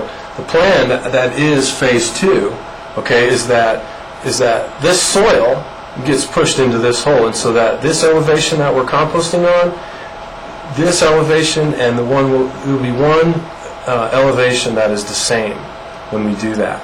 Now, this area right here where we will be excavating the dirt from, when it's flat, will be an area that doesn't have trash under it and where it's permissible to manage liquids. So at that stage, So will we find absorption? no, I think, now this is an area where we don't know exactly what we would do yet. But we're studying, what I'd say is we're trying to learn what's the best method to manage liquids for us. And there's two that I can talk about, but I don't know that we've decided either one, and there might be more we haven't discovered yet. But one is a device that will evaporate the liquid, and then what solids are left, we put in the landfill. And then another method is a basin that you would build. It would be concrete lined, and you would solidify the liquid. So you take the liquid waste and mix something with it that would give it a solid-like, sludge-like consistency that you could put in the landfill, or compost with it. So you'd use wood chips or sawdust or something like that. So it's one of those two methods that we will end up putting in place there. Does that get to what you're asking? Yeah. Good, thank you. I had a question on that same point. So Okay. There. And, by way of background, the Aspen Sanitation District used to take people's septic on-site wastewater treatment system pumping, as well as porta potty pumping, and there now is no longer a location in Pickens County for those products. And so we are using West Canyon, or our citizens are using West Canyon, and it's tremendously or incrementally more expensive to pay for a hauler to go that far. And it has been raised quite well by Michael that there's a point at which a community and a county should take care of its own waste and not be shipping it off. But what I would like to suggest is that we could use a relatively detailed memo going forward about the liquid waste biosolids operation. The different options, as you've described a little bit, for how it would operate, what type of capital investment those sort of things may take, the type of procedures that we may have in place, and larger community questions such as odor containment and naturally health and safety issues. So I see that as a very distinct and separate topic. It is part of the master plan. We're trying to work towards that end, but there will be a great amount of stop and check in and then proceed points before anything is finalized or anything really moves forward. That's right. Okay, thank you. And just on exactly that, timing-wise, do we have any kind of a window you're looking at in a year, in a couple of years, to try to move this forward? I think we can get recommendations on what to build and estimate how much that might cost and go through the process Rachel just outlined through this year, so that maybe by next year we have an idea of what we want and how much it might cost, and that it could be budgeted for and be constructed next year. Good, thank you. Michael?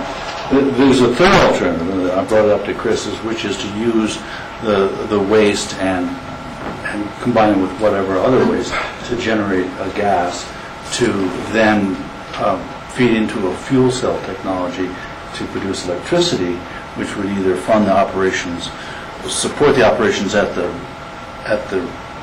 landfill, or supply electricity to neighbors like Castle Village. That's more innovative, and that's something I'd like us to consider. Thank you. Any other questions on the master plan? Rob? Your chart on usage, obviously had a dramatic, it's the right page now that it's over, obviously had a dramatic drop 2008, 2009. Seems primarily based on the construction waste, wood waste, and recyclable soils.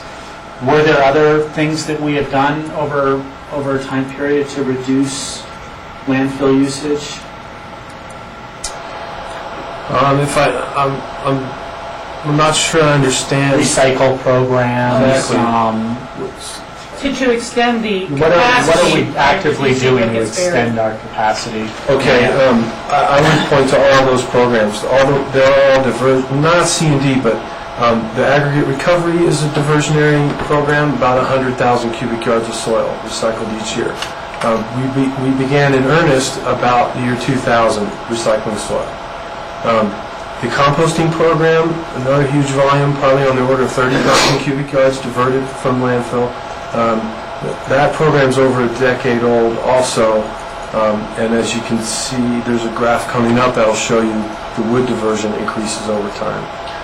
And going into the future, these charts, do you see us staying at this 300,000 cubic yard level, or is our estimate of that 25-year lifespan based on getting back to the numbers that were in 2007, 2008? I think that we won't see those numbers again. The bigger trend on these charts is a kind of one that's holding steady, I think is what we see. And that's probably what we can expect going forward.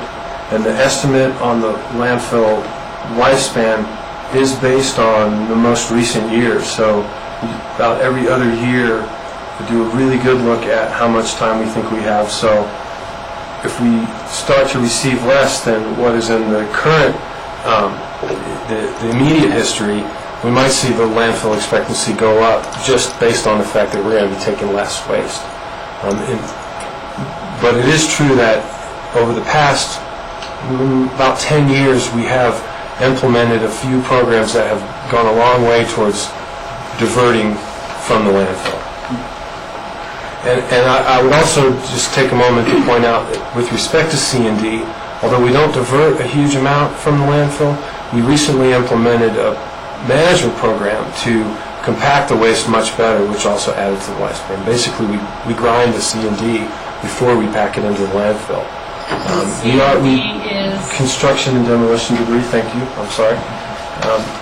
And so that also has gone a long way towards lengthening the lifespan, although it's not truly a diversionary tactic, it's more a waste management practice. Additionally, at some point, our pricing policies affect the amount of waste or any of these materials that come in. We are in a competitive market. Absolutely. Haulers have other opportunities, even just for fill materials. I think, doesn't Elam accept some fill materials? That's right. Things like that. So we have a balancing act within the marketplace that extends or would use up that capacity quicker if we were significantly lower than the market. That's right. And go ahead. Michael? Well, I thought the overall figure of our diversion was that we divert 60% of our materials that come to the landfill. So, and that's one of the highest diversion rates anywhere in the country. That's exactly correct. If you look at what comes in the landfill and then compare it to what we divert off-site through these various programs, by volume it's around between 50 and 60% diversion. By weight, it's a lot higher. Dirt weighs a lot, and dirt is our biggest diversionary program in terms of volume. 100,000 cubic yards. We only consumed 89,000 cubic yards of airspace in the landfill last year. So we're diverting more in that one single program than we consume. If we didn't do that, the landfill would close in 5-7 years. Very good. Okay. Moving on, the next few slides are about the volumes of waste at the landfill. So this is getting to some of Rob's questions, and this is the same as that first chart I presented, but I've broken it up, so we're not looking at all the data in one chart. This first slide is just showing the waste components. So there's two primary waste streams. C&D is construction and demolition debris, and compacted refers to compacted trash. That trash that's on the truck, which comes by your curbside. And as you can see, the green line, the compacted trash, is fairly steady. It hovers around that 60,000 cubic yard mark. It does go up and down, but going forward, one might assume it will stay pretty close to that line. The construction and demolition debris, obviously, is very volatile. There's a huge bubble, and when it dropped off, it dropped lower than any levels we'd seen before in our recorded history. 1996 is about when we start collecting decent data, so it's hard to stretch back further than that. And would it be fair to say that large spike in the construction and demolition materials really related very much to the boom we were having in Picken County as a whole, but things such as the excavation for the Snowmass Base Village, a lot of materials there, demolition of the old Grand Aspen Hotel, demolition of the, at the Tippler, construction, things like that there. So there certainly will be big projects, I'm sure, in the future, but... You bet. All of those projects are what contribute to that spike. I caution you at looking at the excavation. The next slide will show you a trend on dirt, but yes, those projects generate tremendous amounts of waste, and it's the wood scraps and the tear downs and the things that construction workers are producing that is captured in the red line. The next slide. Also worthwhile to note that population is growing through this time period as well. That's correct. So, we are becoming slightly more efficient, even though we could do better. The next slide looks at some of the diversionary programs. Not traditional recyclables, cans and bottles and newspaper. That's on the next slide. But this one, the blue line, are soils. So you were just mentioning soils, and it's pretty volatile, but a trend there is a decreasing amount of soil. The red line is the wood and yard debris that contributes to our composting program. slightly ticking up over time. The contaminated soils line is the last one. We track that separately. We don't really ever budget for those, but they come in. The two bumps there in 2004, I think 2004 is the Obermeyer project, and the 2006 spike is a couple of projects, but the one really big one was Fox Crossings, I think, was coming in during that period. So that's how those look. A lot of that is the EPA Superfund site. That's what I was going to ask, if you could define contaminated soils and how that's determined and how it's classified different than other soils. Well, a contaminated soil won't be recycled. So all the other soils are topsoil, rock that we crush into road base, and the like. A contaminated soil could be anything from gasoline and hydraulic oil to mine waste, and at varying degrees of contaminated. So there's a lot of front-end work on characterizing what we got. But that material won't ever be recycled. It may be used as daily cover at the landfill, but it ends up in the landfill. And it's tracked separately for that reason. We charge differently. We charge as waste because it's in the landfill and it creates a liability. So that's the reason, a little bit of background on that.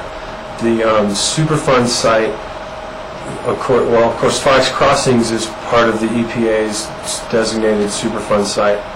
I don't think that the Obermeyer was part of that, but you can easily generate mine waste without being in the Smuggler Superfund site in our town. So we're always tracking those separately.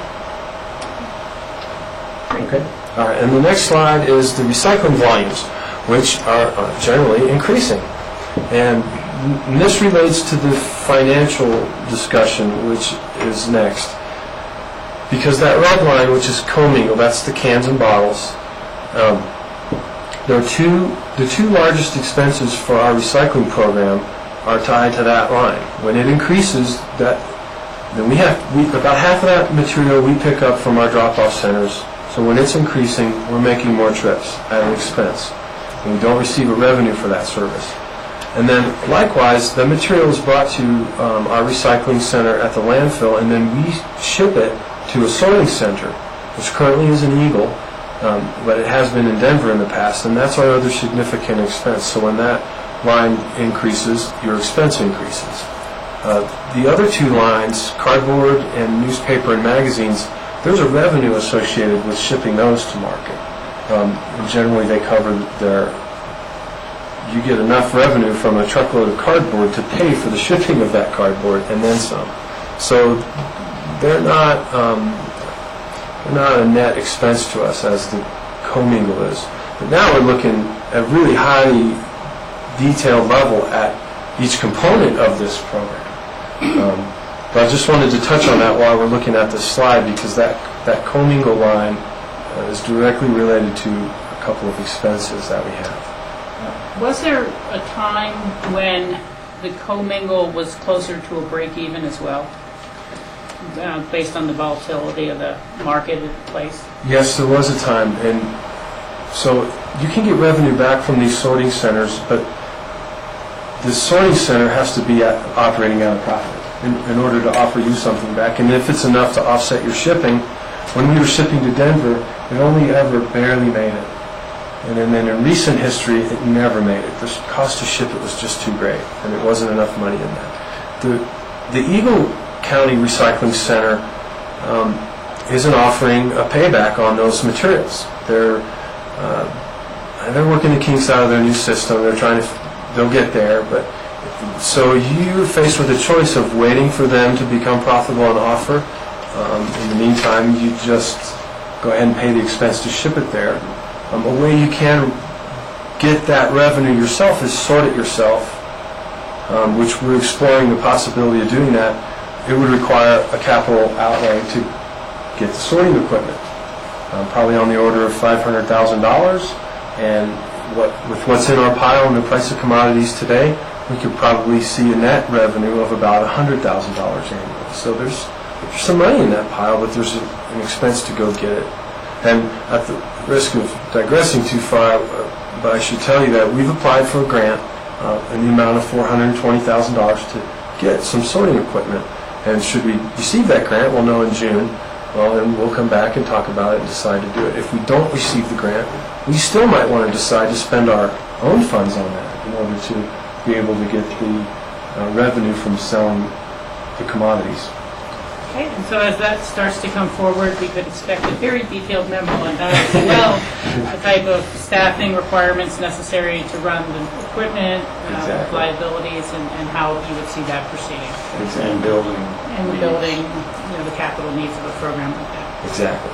Okay, but Okay. one more question on the recycling. Yeah, any questions? This is a good spot. Okay, your commingle, obviously your cost has gone up, and that's consistent with the opening of Eagle County.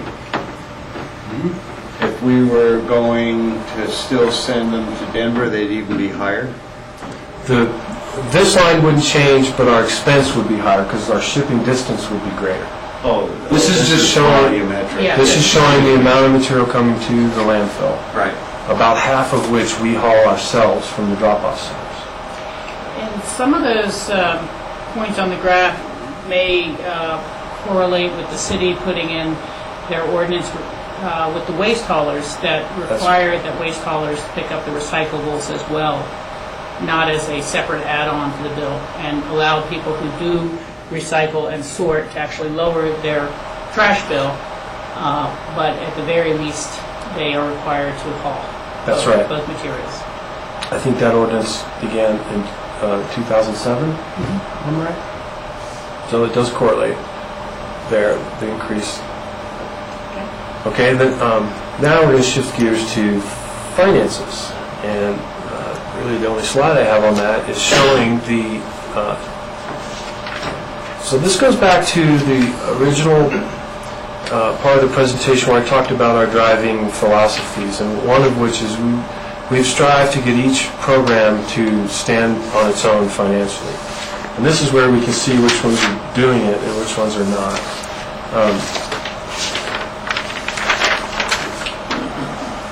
This graph doesn't seem to directly correlate with any of the graphs in our packet. I mean, it just seems a little different. It's this one. It is. Okay. It's just a little more Just spread out. squeezed down. It's This squeezed one's down the- on this one. Okay, gotcha. So yes, it's the, It's the bottom of your third page of graphs. thank you. So, as we've responded to the economic downturn, this will be our third year, and we've made the same cuts that all county and departments and other organizations as well have made. We've cut 2 labor positions in 2 years. All the other expense categories that other county departments have hit, we've hit those. The revenues we've adjusted. We've adjusted how we assess fees at the landfill, changed our construction and demolition rate in order to get more revenue. And we've looked at all those things. We've gone back with a finer tooth comb and, for example, in the composting program, looked at each of the revenue streams there and discovered, grass and leaves isn't cutting its weight, so we raised the fee on that. And so we've gone to a high level of detail in 2 or 3 years at looking at our revenues and expenditures. But in trying to get all the lines above the zero mark, you're still looking, the green line, the recycling program, is where there's work to do. And when you start working with that, a couple of things jump out at you. Okay, one is, as we just talked about, there's sorting revenue on the table, about $100,000 if we were to get sorting equipment. That would move the green line closer to zero. The other big expense for us is operating the recycling drop-off centers. And there's always going to be an element, I think, where the green line won't get to zero. And it's because recycling is a business that operates on economies of scale. And in the big cities, you can get more and more bottles all the time and increase your margin. But where we are, the hurdle is distance to market. And I just don't think there's enough bottles out there. You could collect every one and still overcome your shipping hurdle. So what I'm saying is there's always, I believe, going to be an element of needing the blue line, the net trash revenue, to cover the expenses on the green line. But you can get it closer. And this is the kind of discussion that's led us here today, because in working through those expenditures last year, we had a couple of discussions. One was with the city of Aspen, and then the other was here when my budget presentation up for the department. And in looking at other expenditures in the department, namely the general fund support, and what we're saying is, in order to be able to go and look at reducing the service level at the drop-off center, or asking the partner, which is the city of Aspen, to help fund that expense, it became apparent that we needed to reevaluate the general fund support first. So that's sort of what brought us here today. And out of that cloud came the request to see this overview in order that we could philosophically decide how we wanted to proceed. And I want to have that discussion today, but before we do, there's one last slide about capital priorities. So if I may just finish up with this, then we can have a discussion. So you don't need all this money at once, but over the 20-year term, these are the kinds of capital needs that we're looking at. You need to fund closure of the landfill and a 30-year post-closure management period, which is estimated at about $6 million. Environmental liabilities mitigation is just cash in the pocket in case something goes wrong. And then your facility needs over the long term are in the $15 to $20 million range. So you're easily over $20 million of need. This is over the long term. You don't need the money all at once, but just as a rough way of looking at this discussion. Okay, and what we currently have, which is nice, it's a good figure, there's about $6.5 million in this solid waste fund. Each year, the landfill operates at a surplus. On average, there's about $200,000 to $400,000 that is available to put in the capital fund each year. Last year was $400,000, a very good year. I've seen it lower. I've seen it where we spent money. I've seen it higher. 2007, it was close to $1 million. So, but if you just assume $400,000 over 20 years, you're going to get $8 million more bucks. Plus this 6.5 you got saved, you're at a $15 million mark. When your needs are well over 20, you're close. That's good. Then when you take a look at the general fund support that this department provides, if we didn't provide that, there's over 20 years, another $5 million to throw in the pot. Now we're getting closer to a very enviable position of funding all the capital needs and operations for the enterprise at the enterprise. And I think that that's sort of the heart of our discussion today. Yes, I understand that. And John, I was going to let you perhaps comment on that at this time. Yeah, we have spent some time looking at this, and the important part with an enterprise fund, or to remember about an enterprise fund, is you're taking in revenues or fees, revenues through fees to pay for a particular service. And so you look for that nexus of, when dollars are going out on expenditure, what's the nexus to that service? And while I think there have been a number of rationales for this transfer over the past several years, what we have not done is necessarily documented when those end. And so what we've looked at is, okay, within the original property purchase and all those other factors that we've considered, what makes sense for an end, and as we've come to it, I think it is time to begin phasing out this payment from the landfill fund to the general fund, because that rational nexus no longer really exists for that transfer. And so what we are going to recommend to the board is that as we work through the budget process, we bring forward a recommendation to eliminate that transfer over some period of time. And we still want to dot our I's and cross our T's a little bit more on exactly what that looks like. But it does appear to me that we've now exhausted any reasons to have that transfer from the landfill to the general fund, then we need to begin phasing it out. So that will create greater budgetary challenges for us going forward in the general fund, but it will create in general, greater security towards the long-term expenses and the ongoing operations of the landfill. That's correct. And you're perhaps looking at a 2 to 4 year window on the phase-out? Yeah, probably something in that. We've, I think, talked about 3 to 5 year type of phase-out and commitment there. But again, we want to have some more time to really crunch those numbers. But we, in looking at it, I do believe that the rational nexus now between that transfer and the services, we've exhausted that, and that's good, because the landfill should be paying its full freight too. Thank you. George? But will if and when we go that route, at some point down the road, will the landfill start showing an excess in terms of profits? And then where will those dollars be going towards? Reserves.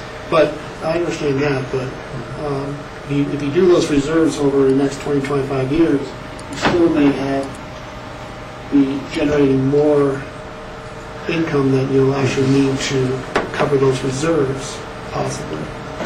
Do you want, so George, if in fact our fees are in excess of our closure costs, our operating costs, and our capital costs, with the theory that in an enterprise funds, the fees should be supporting the service. I think if we're in that surplus position, then we need to look at adjusting our fees down. Versus, I guess my question is, versus using those extra dollars to provide another service that the county offers or may offer. Well, another service that would be related to the landfill operations, or whether it be another diversion type program or what have you. We could certainly look at that also.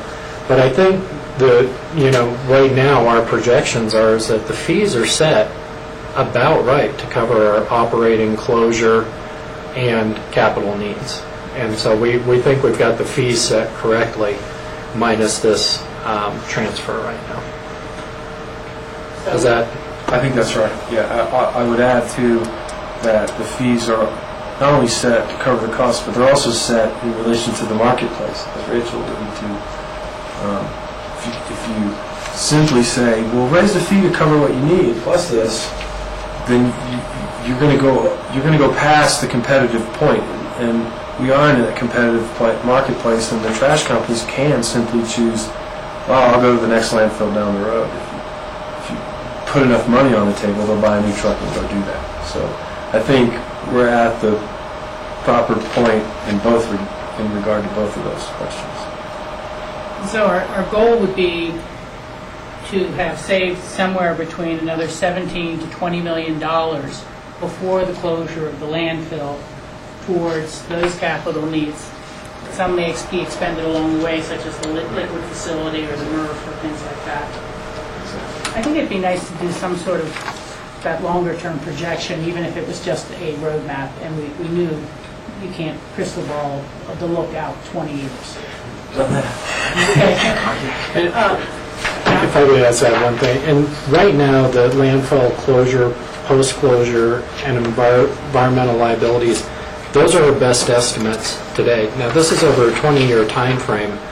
Those numbers may change, and also what we need to invest in capital to address a new regulatory environment and those sorts of things. And so you want a little bit of room there, because we're relatively sure the regulatory environment isn't going to get softer. It won't cost us less, but there is probably some risk that it could cost us more. And if we don't have enough put away from these fees, you end up in a position in the future where the general fund then is taking on that liability. And we definitely don't want to be in that position either. So we currently do water quality monitoring at a number of pit sites, and that even after the landfill closes, there'd be continuing requirements for water quality monitoring for any leaching, and then remediation should something be found. So you're right, there's just a continuing big unknown of the operations of the landfill. Additional board questions? Michael? Speaking of rational nexus, how do we get to a sharing of our costs on our recycling centers? Thank you for asking. We explored that once, and it brought us here. And I think that in order to go back and talk about it again, we first need to tackle this elephant in the room, which is either finding a basis or a rational nexus for the transfer or phasing it out. Then we're in a better position to go to our partners and say, hey, we have put our house in order and we still aren't meeting our goal of having recycling stand on its own. And then you can talk about how you might get there. I think we need to chip this step off first in order to go back to that. Can I continue? But wasn't the argument that in essence the recycling program or the landfill program had excess money as witnessed by the transfer to the general fund, and therefore why were we asking other entities for contributions when we could cover those costs, although not to our way we like to put it in order, but so we still come up against that. You've got money, you handle it. I think that at this stage we would be able to say yes, but we have these capital needs that eat that up. We wouldn't before even been able to get to that point in the conversation because we were stopped with the question of using our funds to support the general fund. So there still might be something to negotiate and talk about, but we're not even in a position to talk about it.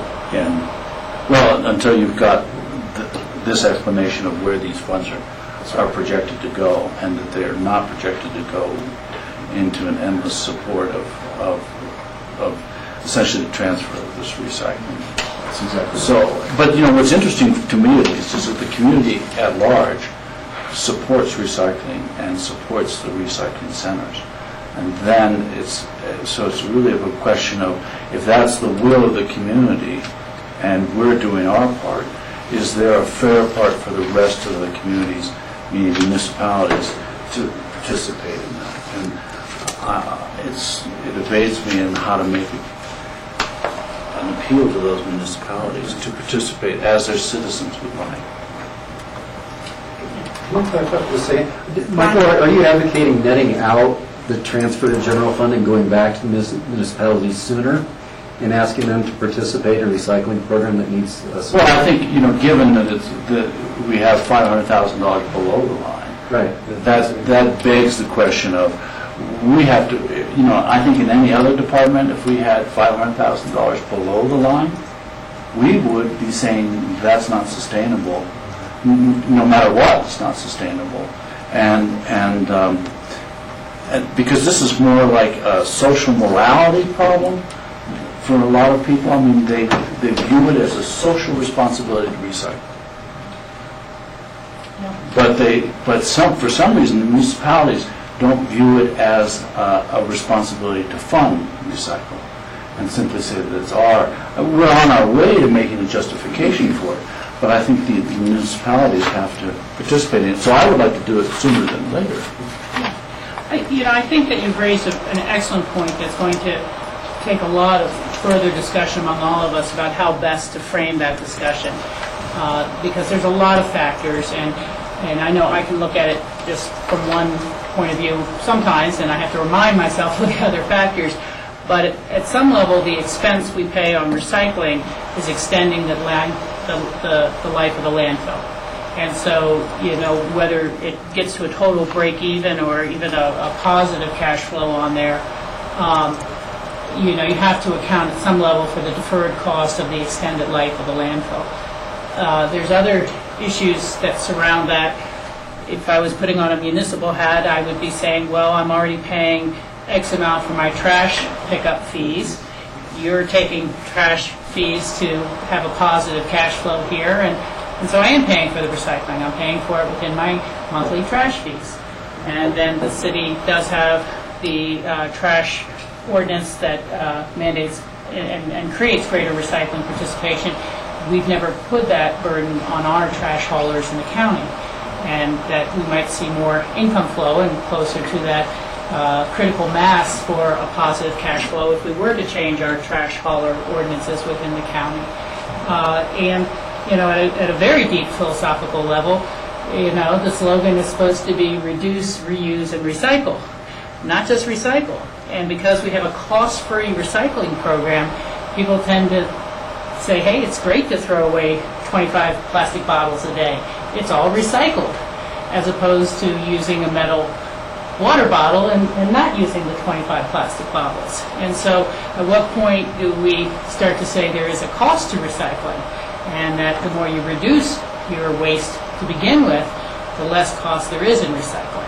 And so there's a lot of different things that go into that mix as we discuss it and approach it with municipalities. And I think it will happen one day, but we need to make sure it's a fully fleshed out conversation. John and then George? Sorry, George. And the one point I wanted to make that I think is important on this graph, it is true that trash is where we get our largest margin, but we also have to keep in mind that's also where we have our largest future risk, and that is why we have that margin, is to put the dollars away for those closure, post-closure, and risk mitigation tools. So you'd expect to have our recycling programs, which tend to be lower risk, and Chris, help me out if you think I've gone astray here, but typically you'd see your aggregate and your recycling programs, which are lower risk overall, running closer to the revenue lines. You don't need as much profit on there because that's not necessarily where you have to accrue. The second point that you may want to keep in mind, and just kind of bouncing off of your comments, Rachel, were those to come up, is I believe our recycling service is not just a service we offer at the landfill, but we actually are maintaining sites and doing the pickup. And that's the piece that's probably outside of our normal service level, and would be maybe what would be interesting to look at. That it's fine, we'll continue to provide it here if you bring it to us, or we'll pick it up for this amount. Maybe another way to look at bringing folks to the table, because that is a unique service to the landfill. I think I should point out to also that everyone's aware of, related to these points you're making, other work we're doing this year at the department level. We do want to change, we are anticipating changing our hauler licensing ordinance to require these recyclables are picked up at the curbside. Currently, the language kind of leaves it to the hauler's discretion. They have to offer the service, but if the customer doesn't take the service, they don't have to provide it. So to mirror the city's ordinance, we do want to make that change. That's another way of sort of straightening up our expense and revenue model before we go back to the table and ask municipalities to help. The second thing, as I mentioned, is looking into reaping the revenue through sorting. Maybe it is worth our while to spend, or certainly if we get a grant, to have the sorting equipment, and then we can get that revenue that'll also move the line closer. If we tweak all these little things and really sharpen up our budget, I think what we're saying in response to Michael's question is then we're in a very good position to go back and say, hey, look, we're still not at the zero line here. Let's split the difference, or let's figure out a cost model that everyone can live with. So we're working towards that end, all along the lines of what everyone is. George? I wanted to change the topic just for a second, but sort of like going back to the future. Your memo is really good, Chris. I appreciate that. But what's interesting is, which I didn't realize, is that we designated this area as our land use in 1968. So two questions. One is, do we know where Pickett County was dumping prior to 68? And also, we keep on talking about the life cycle, the life end of this landfill 20, 25 years from now. And that may seem a long ways away, but as we know, time goes really quickly. And so some of these monies that we're going to be accumulating, hopefully, are we going to be needing them to purchase land, to set up another site, and have you started to think about what's going to happen 20, 25 years from now? You bet. Thanks for both those questions. I think the answer to your first question is Glory Hole Park. is where they used to And throw more trash. playing fields. And the arc. And more playing fields. There was a city dump at, what was it called, Island Park back then, and then now has become the Ark. I can't speak to the disposition of the trash that was already there. And is it still under the Ark? Yeah, I think so. So that's the short answer to you. But your second question is also great.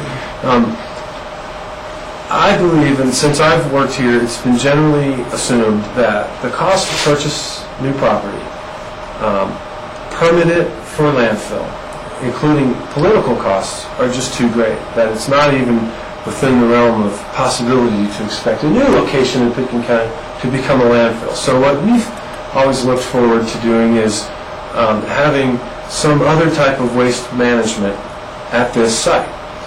Now, currently, if we were closed today and you asked me what should we build, the current state-of-the-art technology is probably a transfer station, which is a place where all the little trucks come, dump out their trash, and we pack them onto big trucks, so we just ship one truck to another landfill.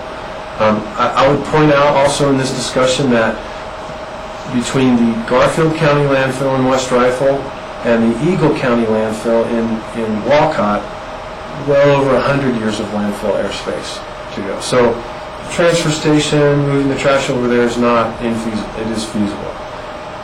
I think that you're right also in pointing out that 20 years sounds like a lot, but it's really not all that much time.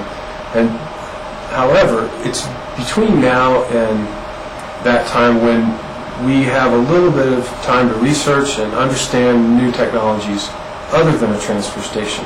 Michael mentions waste to energy with respect to gases from septage, which is viable. There are also technologies that are producing electricity from trash. Not in an incinerator like most of us think, but other kind of in the incubator stage today. So we have a little bit of time to let those technologies flesh out, research them, and perhaps pick one, or we end up with a transfer station.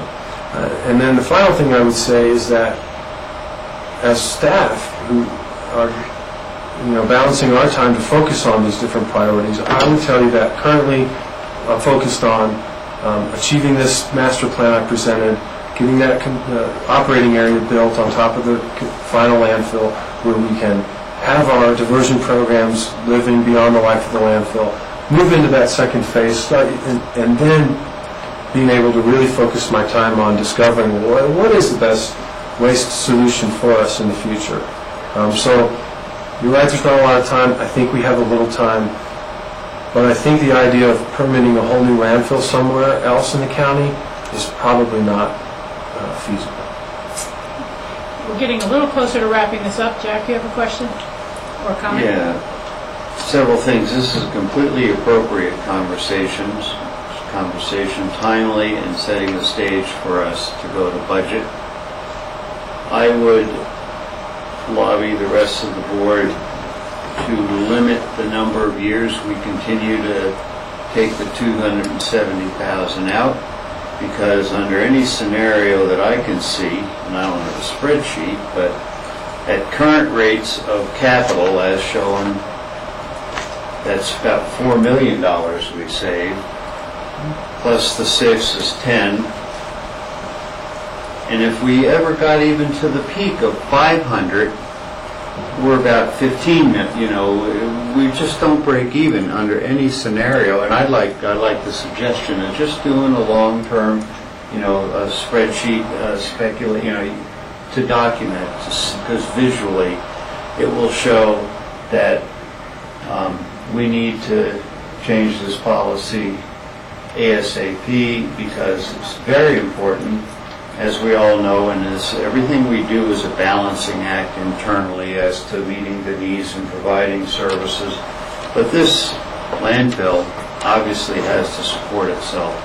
There's no way we're going to go 10 years from now and the future commissioners come up with $5 million to deal with some huge infrastructure problem, whatever. So I really appreciate this, and it's not telling me anything new. It's just reinforcing that we did the right thing in the past, but now it's time, and we didn't say it was forever. and I was on that board. It is time to face that one up, and I'll look forward to, of course, the future discussion of this item. Yeah, I'll just follow up and saying forecasting those future expenditures with present-day value money and knowing, when they're going to come up and how they're going to come up, and bringing that back to what George brought up about also having not just a net zero at the end, but something in the kitty for that, as you put it, determine what the next generation of waste management operations look like. It could be millions of dollars for the infrastructure for that next generation of waste management operations. Because as you clearly state out here too, that another landfill is probably pretty cost prohibitive. Very good. Jack, final comment? I would share. Well, let's just clarify, does this item go to 2:15 or 2? We have it scheduled till 2:15. Oh, I'm sorry. I was looking at your clock because I'm on the other side of the clock. I thought it was almost 2:15. No, then we can keep going. It would have been 2, but I just wanted to make sure that we didn't feel pressured. I will share with you all, when I was on P&Z in 93, 4, and 5, the landfill, the master plan they were currently working on then was 10 years life. So 10 years life, that's, 20 years ago almost, or 18. So the commissioners and staff have to be complimented with the evolution of where we are today. And I think we just continue, obviously, to refine what's going on. But it's phenomenal, the work that's been done, and huge progress, I think, since Chris has come on, and his whole team, of course. But we've all worked to refine it. But the guys on the ground, the staff, really deserves additional praise, because we would never be where we are without the innovative thinking all across the board. Very true. Well said for all of us. Michael? The other thing in terms of life of the landfill is to look at a regional solution. It seems to me at least a valley regional solution. So we have Eagle County and Garfield County, both in terms of recyclables, waste materials, and septic materials, and see if there's, initiate those discussions, because you're right, I don't think it's possible within Pickens County, but obviously Pickens County will continue to need those services.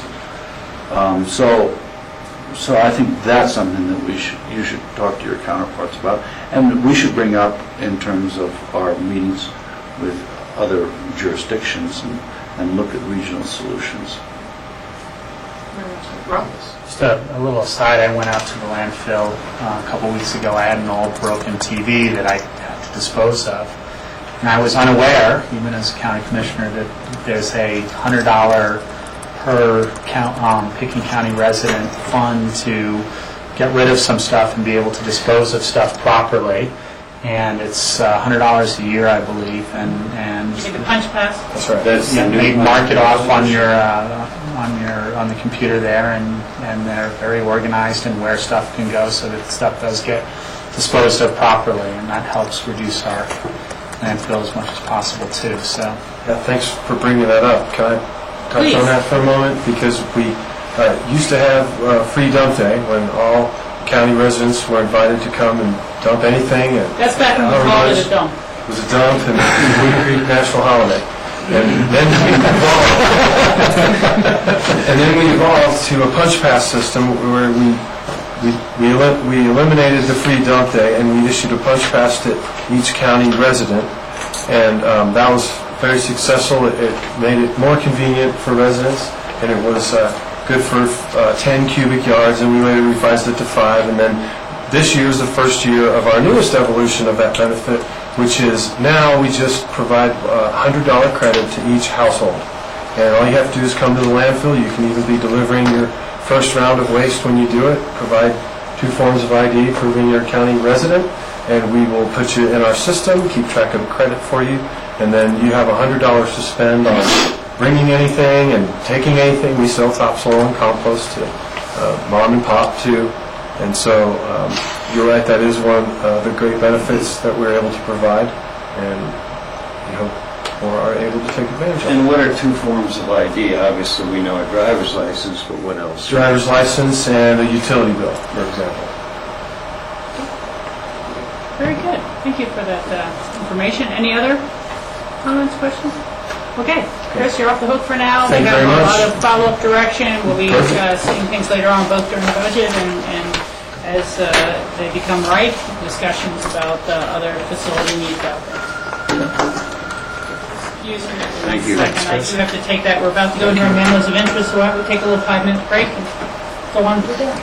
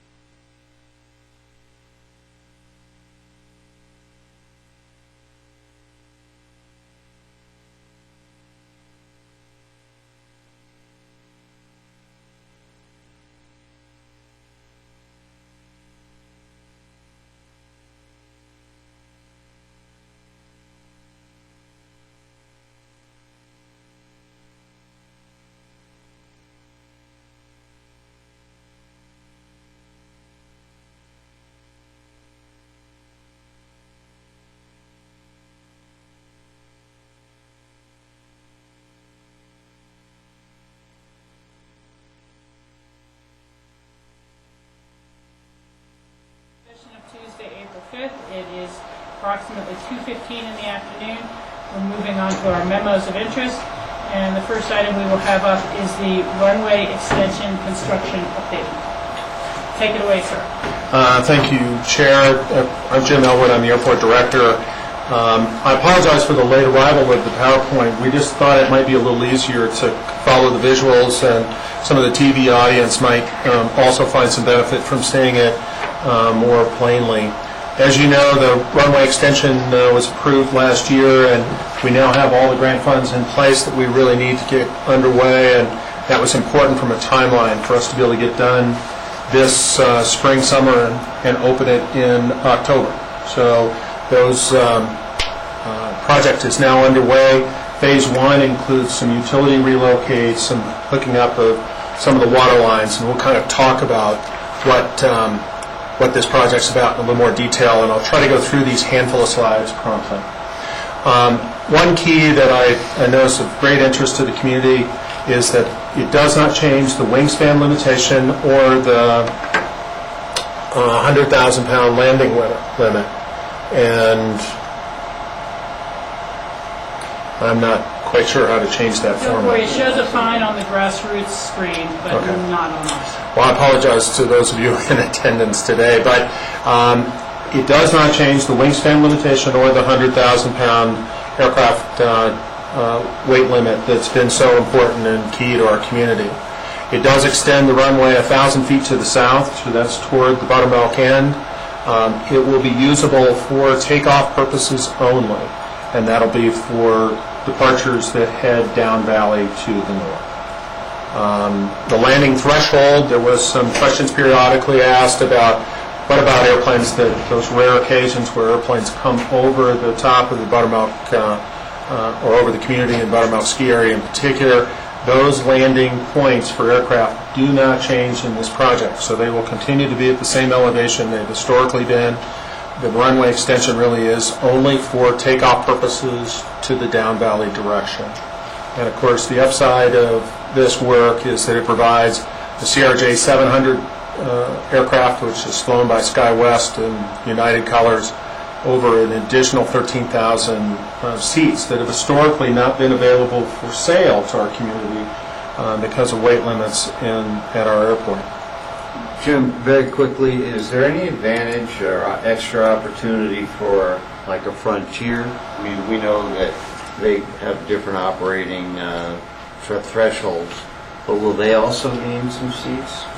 Frontier, their analysis didn't have as dramatic. There will be some days and circumstances that Frontier will benefit. We also see some opportunities where another carrier, you may recall Delta had been in our market most recently. With our runway length, even in the wintertime, that airplane, which held 70 seats, could only sell 55 of those seats. So there may be opportunity to revisit some of those opportunities again and see if our air service can become more competitive and improved. The runway extension, this, trying to find my cursor here. This, just for a little orientation, reflects Highway 82. Terminal building is right in here. This is the existing runway. This is the existing taxiway. The project includes building a taxiway out to the south, and then this additional 1,000 feet of runway distance. There'll be a 200-foot blast pad on the end of that. Same way we've got a blast pad right here currently. That's to keep debris and other things from the jet blast under control as it comes off the back of the airplanes. Additionally, that involves relocating this perimeter road as well as the bike path gets pushed out, but it still reconnects into the existing underpass as it crosses Highway 82. There's also, as many of you know, there's some domestic well fields out here that were part of the Buttermilk Water District. We'll be extending an Aspen City of Water connection in and creating some new infrastructure that goes with hooking up all those homes onto City of Aspen water. This, While you're just talking, can you talk about that other little loop that's on the other side, on the south side? Let's I don't think you mentioned that, this section here. Yeah, that's a good question, Rob.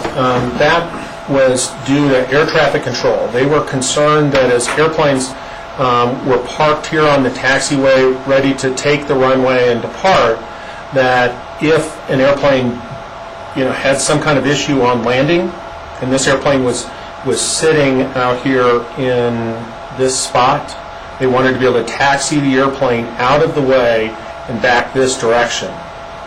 So it was a safety issue as we moved airplanes across the airport. I know there was talk about an additional taxiway potentially in their master plan that you're working on the other side for hangars on the other side. Would that potentially connect to that? Yeah, we set it up so that potential exists. We didn't want to presume an outcome, but we thought that, it was prudent design and engineering just to have these dimensions fit what might be the case if the community decides to go that direction. This shows the different schedules. I won't go through in great detail any or each of the four schedules. We're in the first one that lasts until June 15th, and it's really utilities and water system. That blends into Schedule 2. It's about 116 days. We'll get the bike path done during that time. And then that takes us out until just about Labor Day. Under Schedule 4 is when things start to get more impactful on how the airport functions and what the community will see happening around the airport. These first few phases, we may see some cranes, we're going to see some trenching and some work like that. However, in Schedule 4 is when we get very serious about the dirt work. We get very serious about some of the electronic relocation of a localizer, and I need to talk about that for a moment. We currently have a localizer here on the airport. It's a different one than the one that we all got so familiar with last fall. This is a simple relocation out 600 feet from its existing location, and it's designed for aircraft that are using and aligned onto the runway on landing. So this projects down valley that airplanes lock onto and guides them to the airport. That localizer currently sits right about here, and it'll need to be located out here, about 600 feet from its existing location. The key differences from this project, from the experience we had last fall, is that it is not new technology. It's exactly the same thing that's been in place and operating successfully for many years. We've been coordinating with the FAA for months and months and months. Last year's project had minimal coordination. It also is a full 30 days earlier in the calendar. When we spoke with the air carriers, this was exactly the time of year that they wanted this relocation to take place. So the localizer will be out of service for that 45-day window until October 22nd. We feel like this project is very different than the one that was such a challenge last fall, and the FAA really kind of worked with that. George? So, Jim, you just said that the localizer will be out of service for 45 days. Does that mean the airport will be closed for that entire time? No. It means that that instrument approaches using that localizer will not be available for landing aircraft during that 45-day window. So it happens to be some of the best weather that we enjoy in the community, in the total year. But it has to be relocated, and there's no simple way to do it and just turn one switch off and another switch on. Because those pieces of equipment are somewhat sensitive, as we recall from last year, but they have to have the ground plane that's in front of and behind that piece of equipment has to fit certain dimensions. So it's during this phase that we're doing most of the dirt work, and we're creating that new ground plane. So we have some fill material that exists out there, and we'll be building the platform for the FAA to come in and put their antenna back in service. So we don't believe, nor do the air carriers believe, that we're going to see a disruption of activity like we experienced last year. So overcast days, cloudy days, rainy days should not really impact the airlines? There's the potential of that impact, George. I think that if you look at the weather days in that window of time over history, they're really just a couple of days that impact, and it could be that that'll impact one carrier a little more than another on a given day. But I've got a flight planned during this window, and I'm comfortable that it'll operate on schedule. And for GA, they're notifying, of course, all their clients, and they're aware. Yeah, exactly. Part of the outreach we're doing right now is to talk about those potential impacts, and that people then can make their own measurements. Last year was difficult because people came by surprise. The community really had 2 days' notice about what that was going to be about. So, anyway, Schedule 4 is when the majority of the dirt work takes place, as well as the paving. We're expecting the project to be done on October 22nd. There will be an impact for 2 3-day windows on SkyWest Airlines, because we need to be able to shorten the runway both in that window. We do one shortening that takes us down about 800 feet, and then because of the need for maintaining a 1,000-foot safety area, as we go in and put the dirt right in this area right here and right in here, we have to maintain FAA standards for safety, because the construction has to be done and meet their standards regardless of what's going on. That's what forces the runway to be shorter for periods of time in this window. The FAA and I think the carriers also respect the fact that the upside of this work far out reaches the relatively minor impacts, but the airport will not be closed in any of the construction window. So that's the good news. I've kind of gone through the localizer, the safety area. Most of the work will be done during daylight. There will be some evening and night work in the process, but the airport will not be closed. This is a little closer diagram about how our construction plan works. This is with a runway length of 6,500, which will happen right after Labor Day, and we'll actually shorten this by repainting the runway threshold here. And then we'll go to, there's a window of time that will be at 6,000 feet of runway length. Those are 2 3-day windows, so Tuesday, Wednesday, Thursday. I have a bigger slide in a moment, Jack. I can see you trying to make sense out of that. But we'll have to reposition the runway even shorter to make that 6,000 feet. We'll use this with some temporary paint markers to do that, and that's so we can get in here and do the work we need to do. This is the impact days, those Tuesday, Wednesday, and Thursdays, September 13th through the 15th, and October 4th through 6th. Frontier will continue normal operations. SkyWest will suspend operations for that total of 6 days. And that's it. And we all had a memo, some great detail in it as well in our packet, so if anyone on the board has questions or comments. Jack? Jim, as far as the grant cycle, the grants, et cetera, we're at 85%. We had typically, even for smaller projects, at 90%. Is there some threshold that when it's X amount of dollars, you go down for the matching? The difference between our normal match would be 95% on a very straightforward FAA project. The reason this one is lower is because of the Buttermilk Water District Connect fees. Perfect.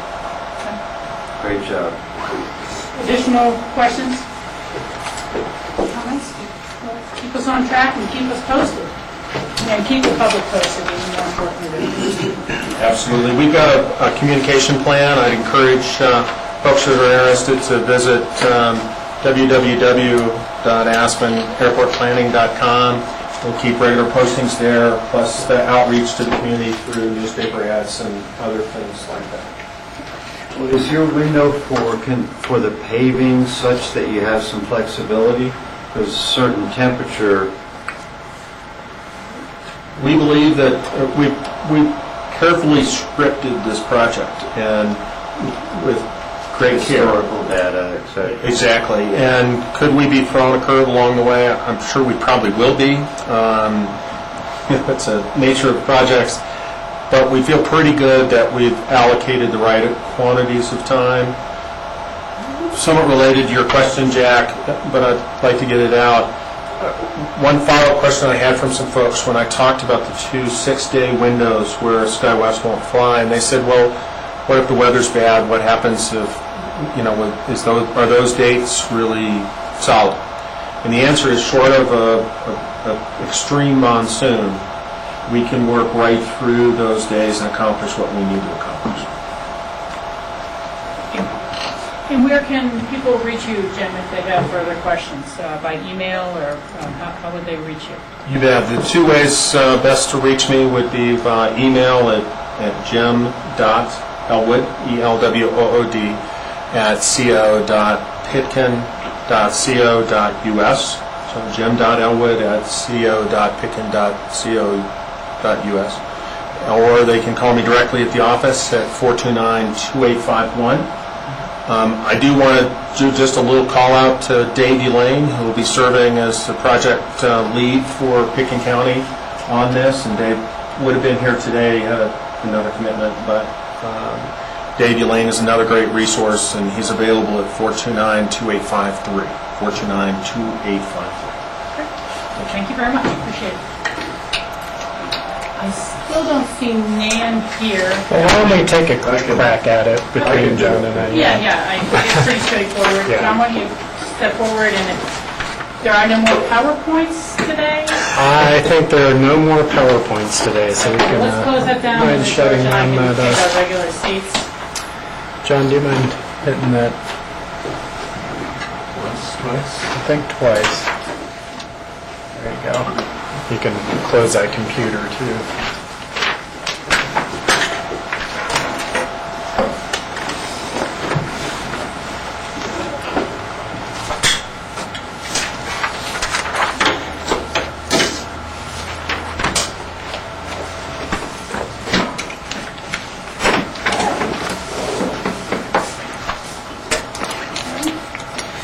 John, thank you for filling in, and we will discuss the year-end food stamp budget supplemental request. This is essentially a wash.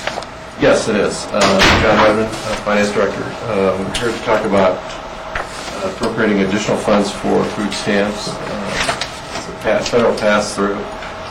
Our original budget was $74,000 for the year. We're up to about $275,000 for the year. Huge increase in demand.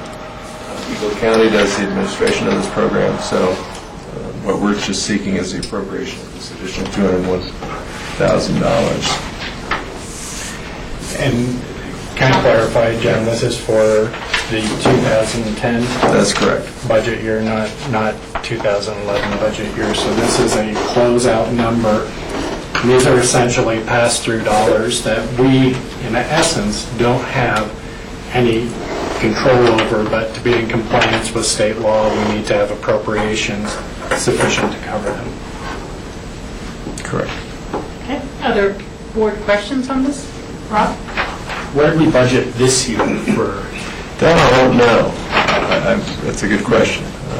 And it just kind of goes along the question that, did we, because this ends up being a pass-through kind of in the rears, do we just budget a number that we think is going to be close, and then whatever adjustments made? Yeah. So You're we correct. thought that $74,000 was going to be sufficient in 2010.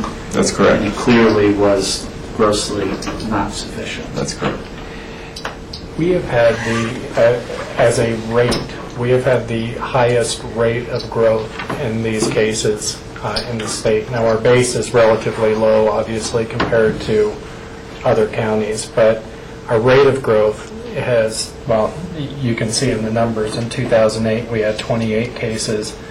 Now, in January 2011, we're at 119 cases, and the growth has been pretty explosive, and it has been difficult to predict. And again, these are entitlements.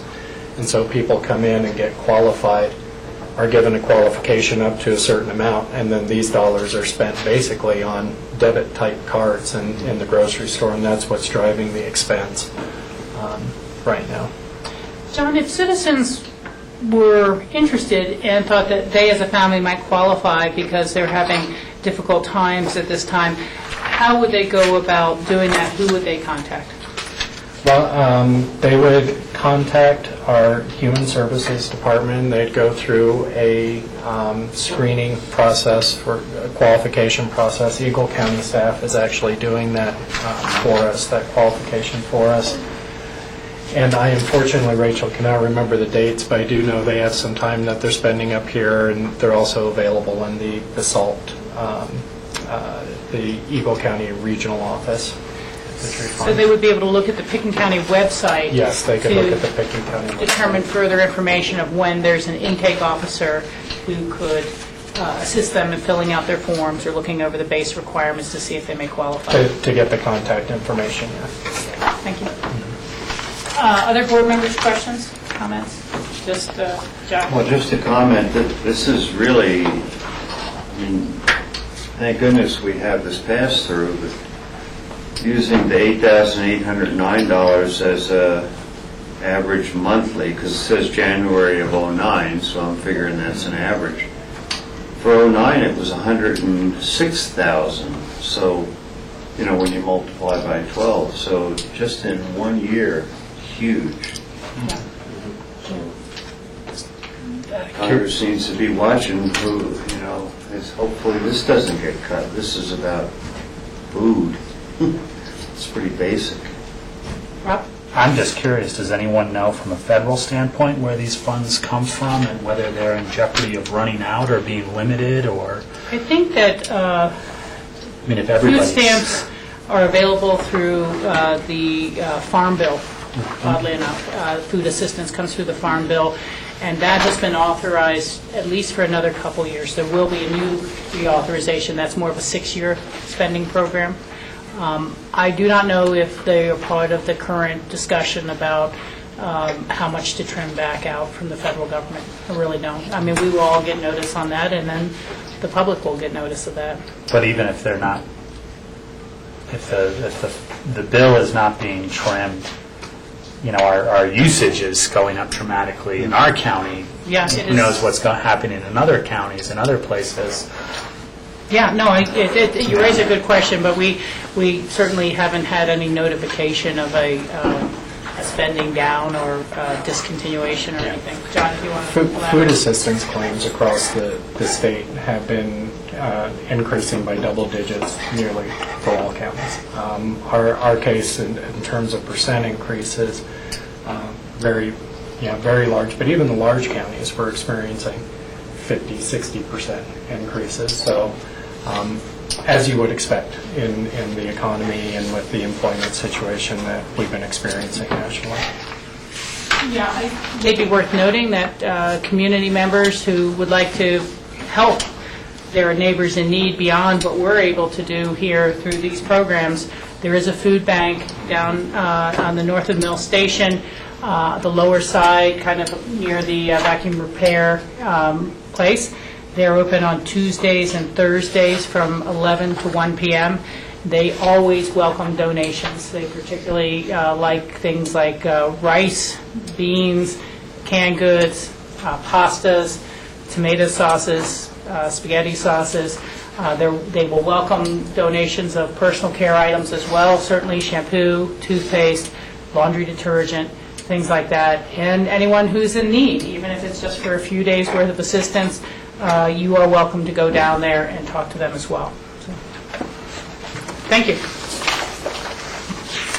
So do we have direction to bring this forward for formal appropriation then? Okay. Thank you. John, why don't you give us a little intro on what we are expected for this ratification to the Salt Regional Library Board? So, as you may recall from our past discussion on the Salt Library Board, there are, the appointees are broken into Picken County appointees or board members and Eagle County as well as, I believe, one resident of this hall may have that in here. At any rate, for the Eagle County board nominations, the Eagle County board would approve them, much like you're going to be interviewing on April 19th for Pickens County representatives. And then we're asked to ratify those, just like they'll be asked to ratify our appointment. And so what is in front of you right now is Eagle County is recommending the appointment of, boy, I've lost their name. Steve Thank you. Ritterville? To the Basalt Library Board, and they're looking for a ratification of that appointment. But may I clarify? I think it's the Basalt Library Board that's recommended this individual. I didn't gather it was Eagle County. Did I miss something? This is the Eagle County, I'm sorry, you're right. The Basalt Library Board is recommended, but this is for the Eagle County representative, yes.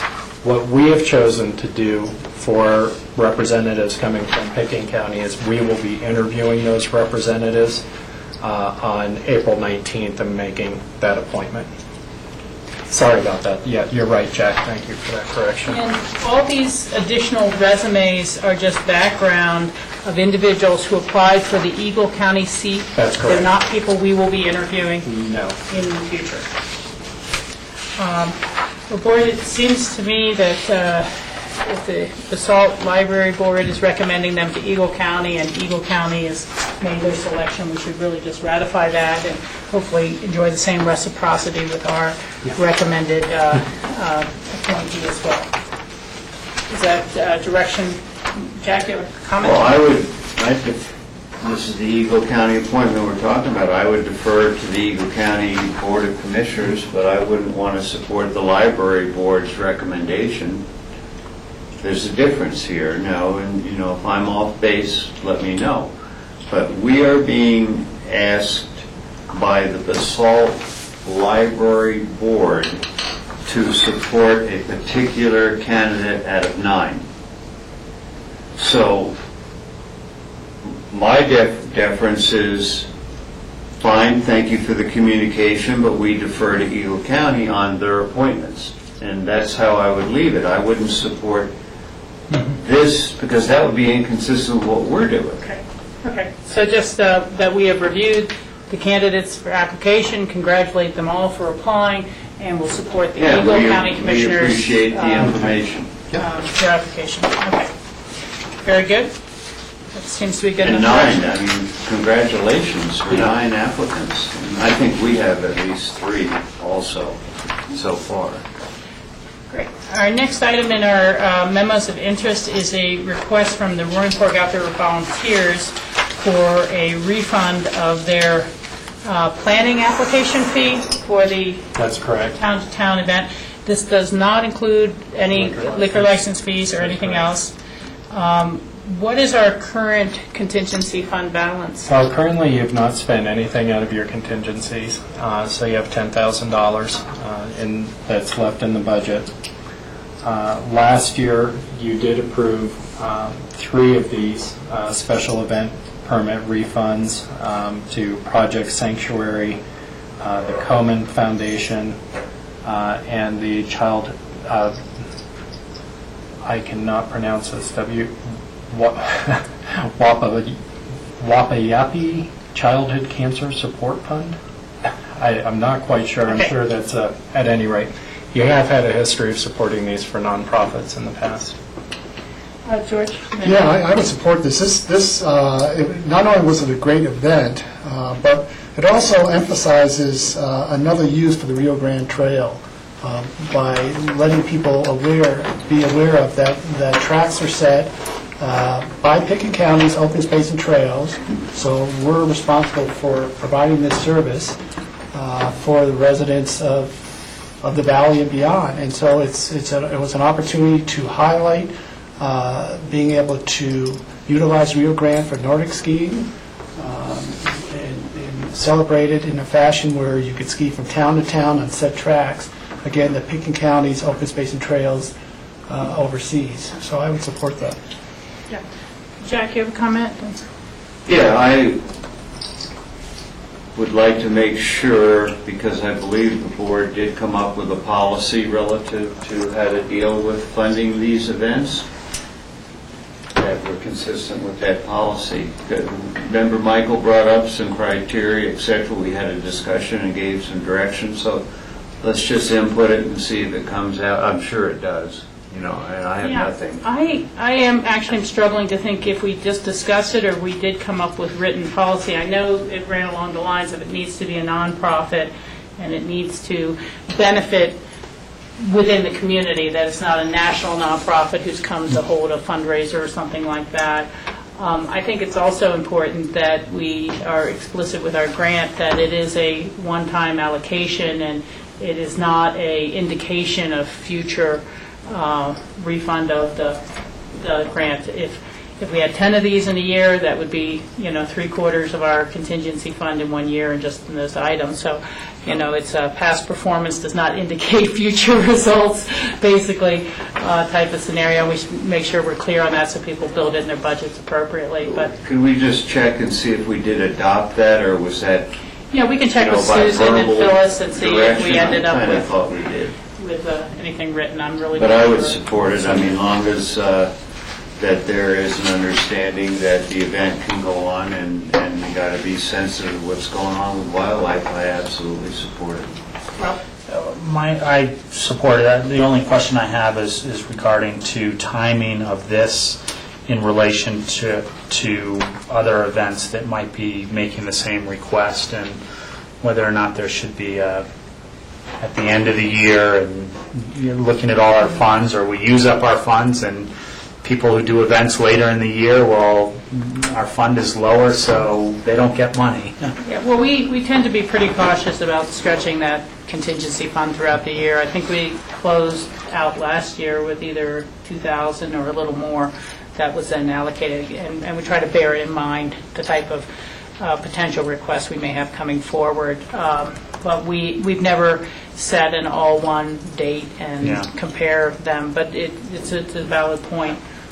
I just hope that we don't have to deny someone based on too many early requests. Yeah, it's a good point.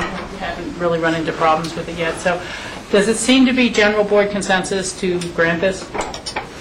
Okay, there we go. We have direction on that. If I might, Bob makes an excellent point, though, and we kind of go back and try to tickle our memories about that policy and look at it, because we might say, well, on a certain date, we would look at all of these and you'll get a response by such and such. We do, at least at the very least, always do them retroactively, so we're sure the event actually happened, everything like that. Michael?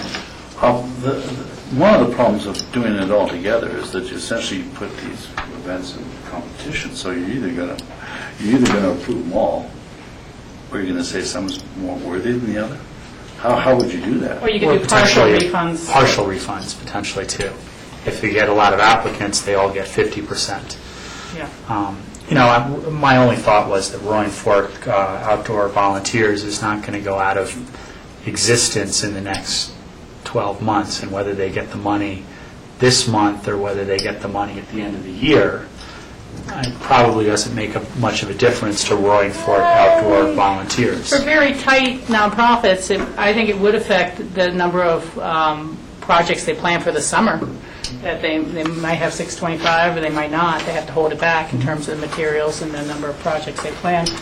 I think historically, we've almost always had the opportunity to approve these. There's been very few that have gone, whoa.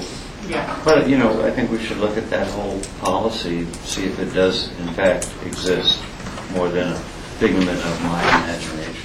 Yeah.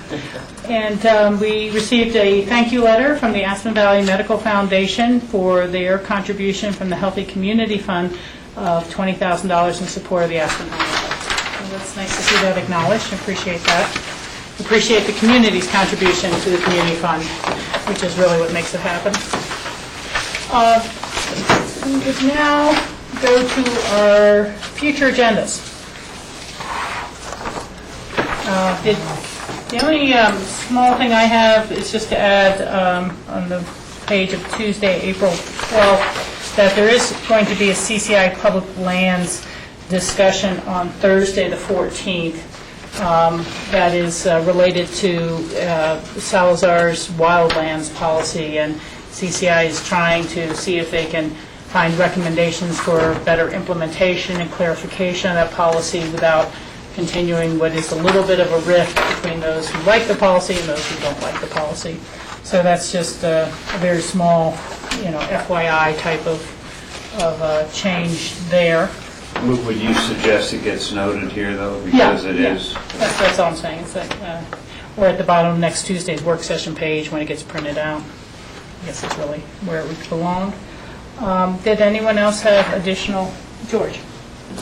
I'll probably talk about this a little bit when we do our board reports, but I think we should set up a work session with CORE.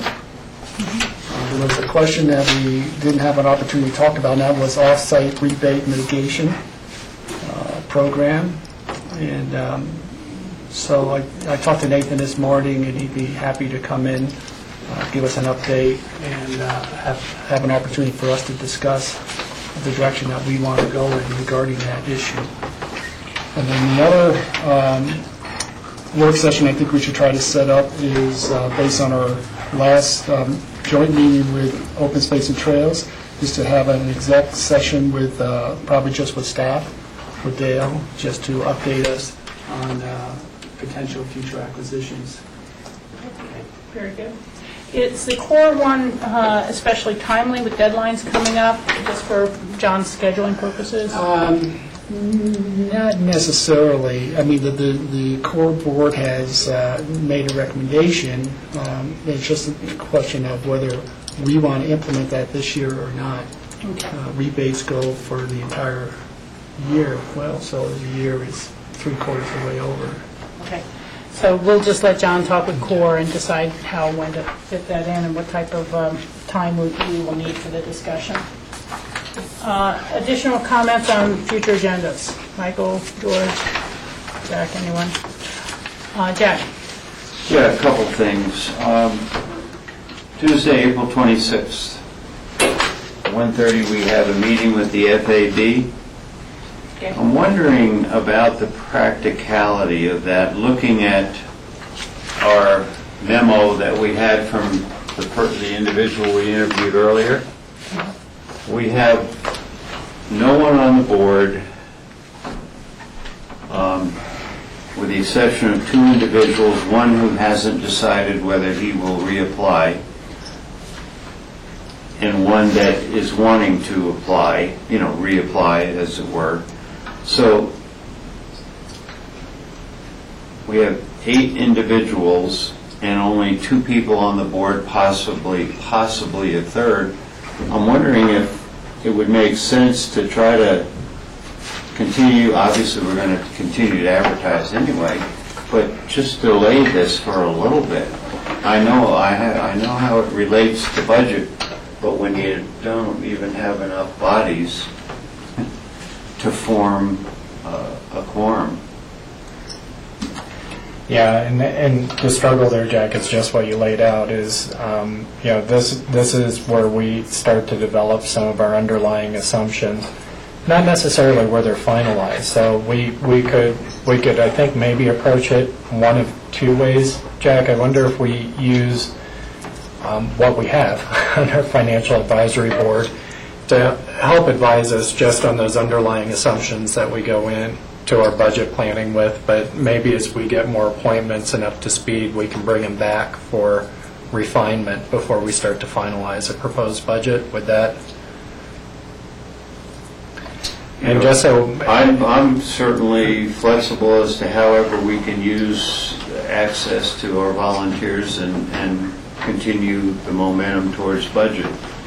But at this point, I'm not seeing much feedback from 2 individuals. And I appreciate your comment. I think it's good for John to check in with John Redmond about what he thinks, whether some of these individuals are kind of going to continue until they are replaced, or have they really left the room yet, and whether it's valuable or not. But I'd leave it with you to discuss it with John Redmond and take your comments under advisement.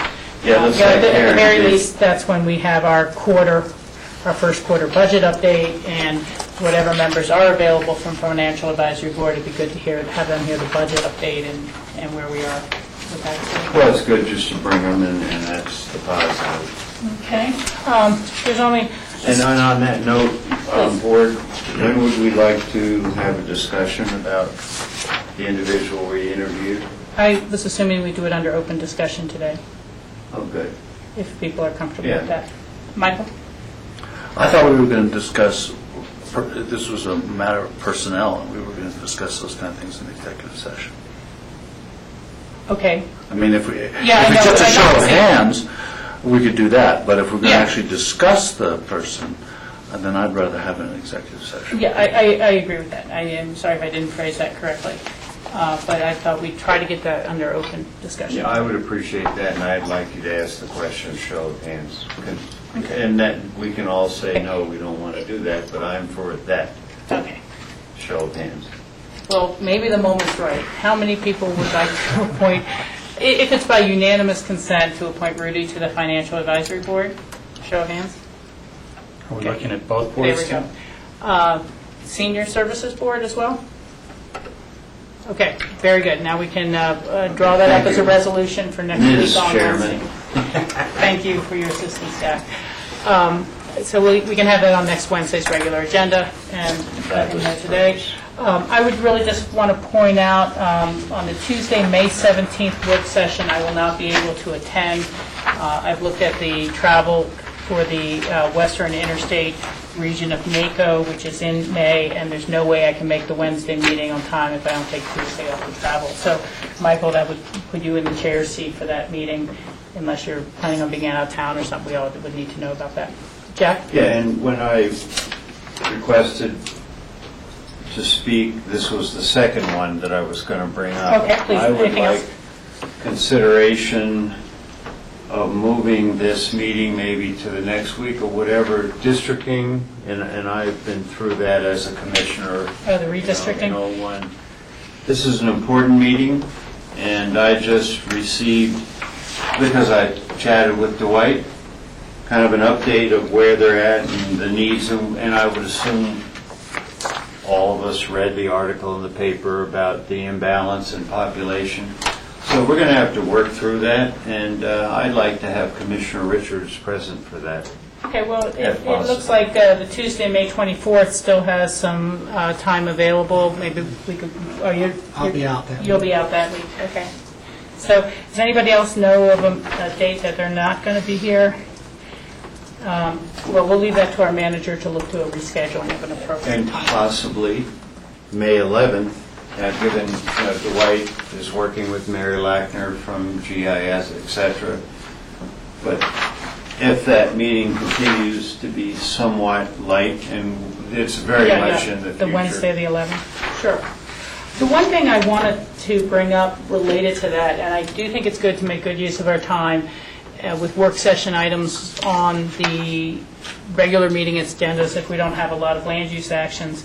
But I think we need to think about how it's advertised and noticed, because Lindy was a little unsure if she needed to stay for minutes of our entire BOCC open discussion, future agendas, MOIs, and things like that, where she doesn't before. So we would need to kind of end the regular meeting and then go into work session mode. Well, we had actually talked about how to do the memos. I think she was a little taken by surprise about how long that meeting went. Oh, okay. Is what happened. Yeah, it just seemed a little different to have a minute taker as opposed to Yeah. a Phyllis or yourself taking this. Okay, so that's it for future agendas for now. We'll be discussing those again next week. I had Did you have just something? one thing to hand out. What did I do with it? I just had it in my hand. There we go. And that these are transit unit policy option workshops that are done by Oh, I'm sorry, thanks. Wrong. I Yep. see 3 here. Yeah. Oh, there should have been 5 there. 60 down. Ah, that's because this is double-sided. So if you, Oh, that's one of them. yeah. Gotcha.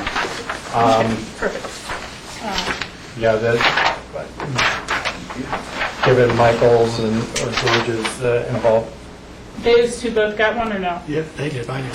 Okay, what's on the inside of yours? This is. That's the Yeah, same. there's one double It's not set, sorry, double-sided. George. Yeah, this was just if, to see if we have a representative from the board that'd be interested in attending.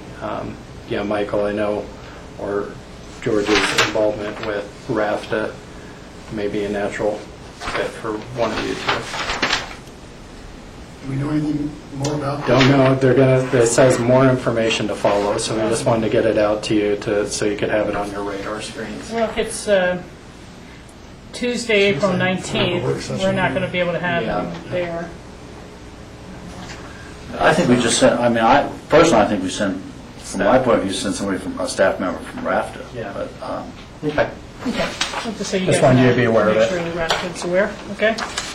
And I had heard something, but I have no dates or no further information that BLM is going to have some sort of public input meetings on Executive Order 1033 Wildlands Policy later in April. But I know no dates. I've heard nothing else other than it was heard that BLM is going to be having some public input sessions.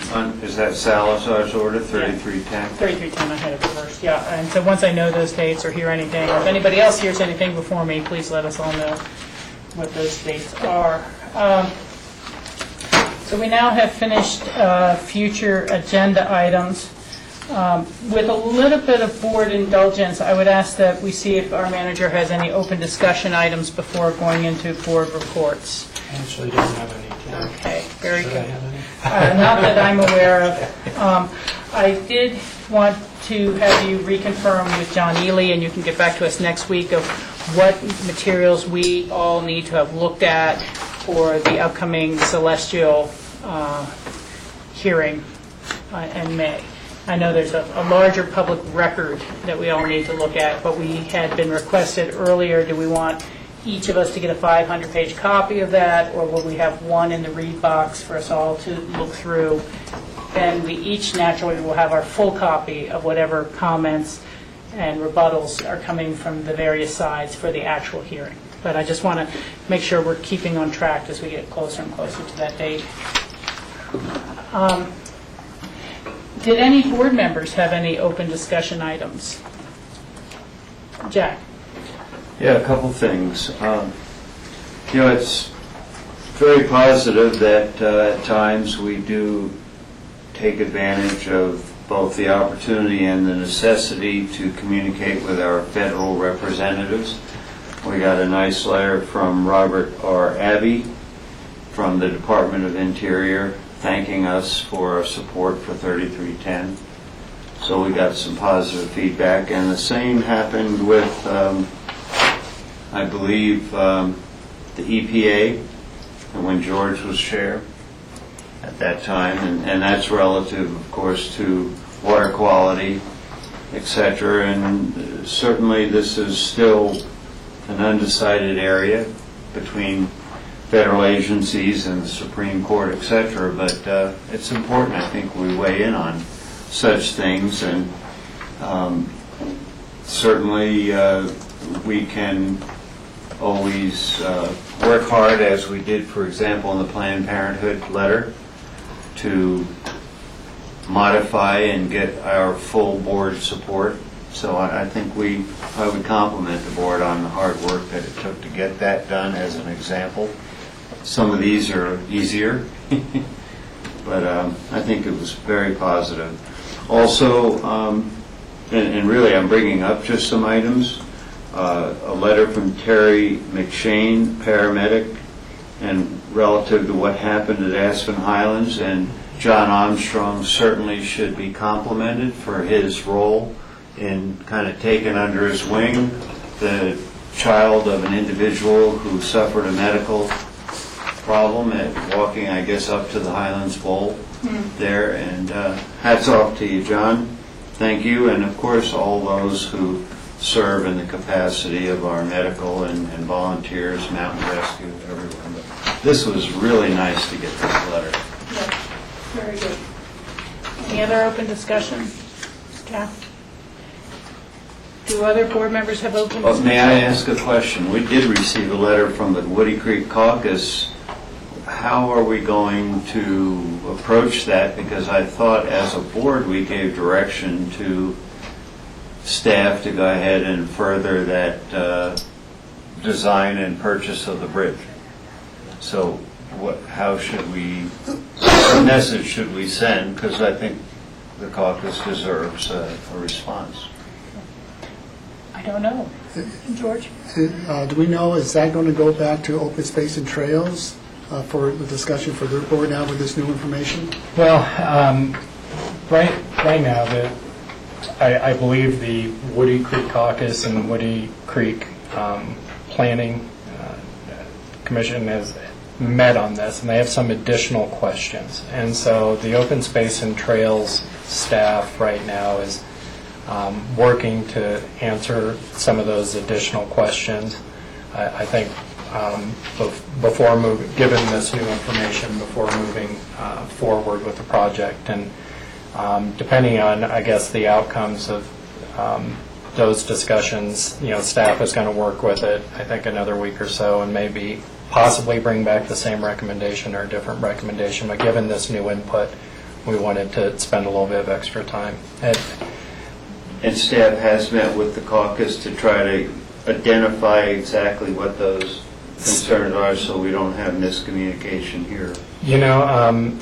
Michael, I don't know if you want to comment on that. But there was a caucus meeting last Thursday, and I was there and talked to the caucus because I've been in touch with, I've attended all the meetings they had last summer and all these various open space and trails meetings, so I talked to them. And you're right, they just are further questions. And then I met with the Planning Commission yesterday and talked to them, and there were further questions, and they did a site visit, and I've talked to Dale, and I think those questions are going to endeavor to answer those questions. And, depending, then we'll bring something, I think, back, either continuing with that same direction or, the previous direction, or saying, we'd like you to reconsider. Well, so timing, I haven't heard, an end date there, but if, as is appropriate, feel free to somehow communicate that to the caucus, a courtesy call or something. Though, because Michael is not our representative to that caucus. Yeah. Right. So add a courtesy. Okay. Very good.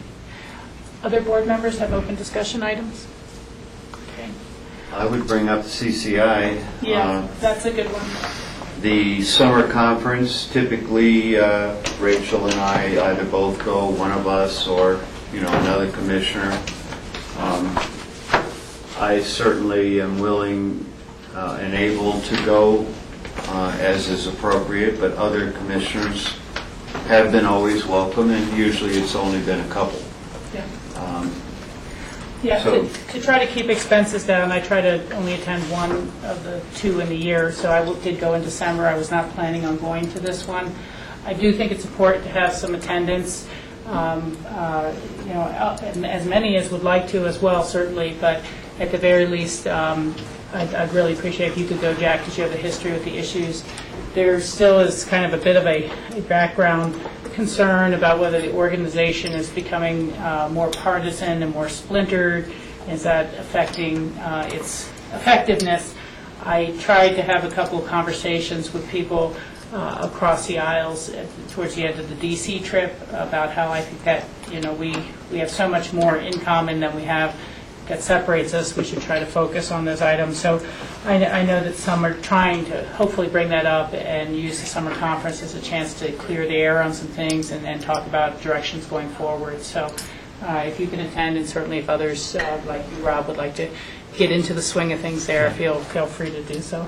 Yeah, so I guess we can Coordinate request for staff sure. to go ahead and coordinate for myself, and then Yeah. others will give Yeah, you- just let Charlotte know if you're planning on attending, Okay. and try to hit the early registration deadline, so we're on Yeah. time with that. Yeah, save the money. Okay. Well, Board, I am scheduled to leave at 3 o'clock today. It's a little bit after 3. I'll leave you in good hands with our esteemed chair, Vice Chair Michael Owsley.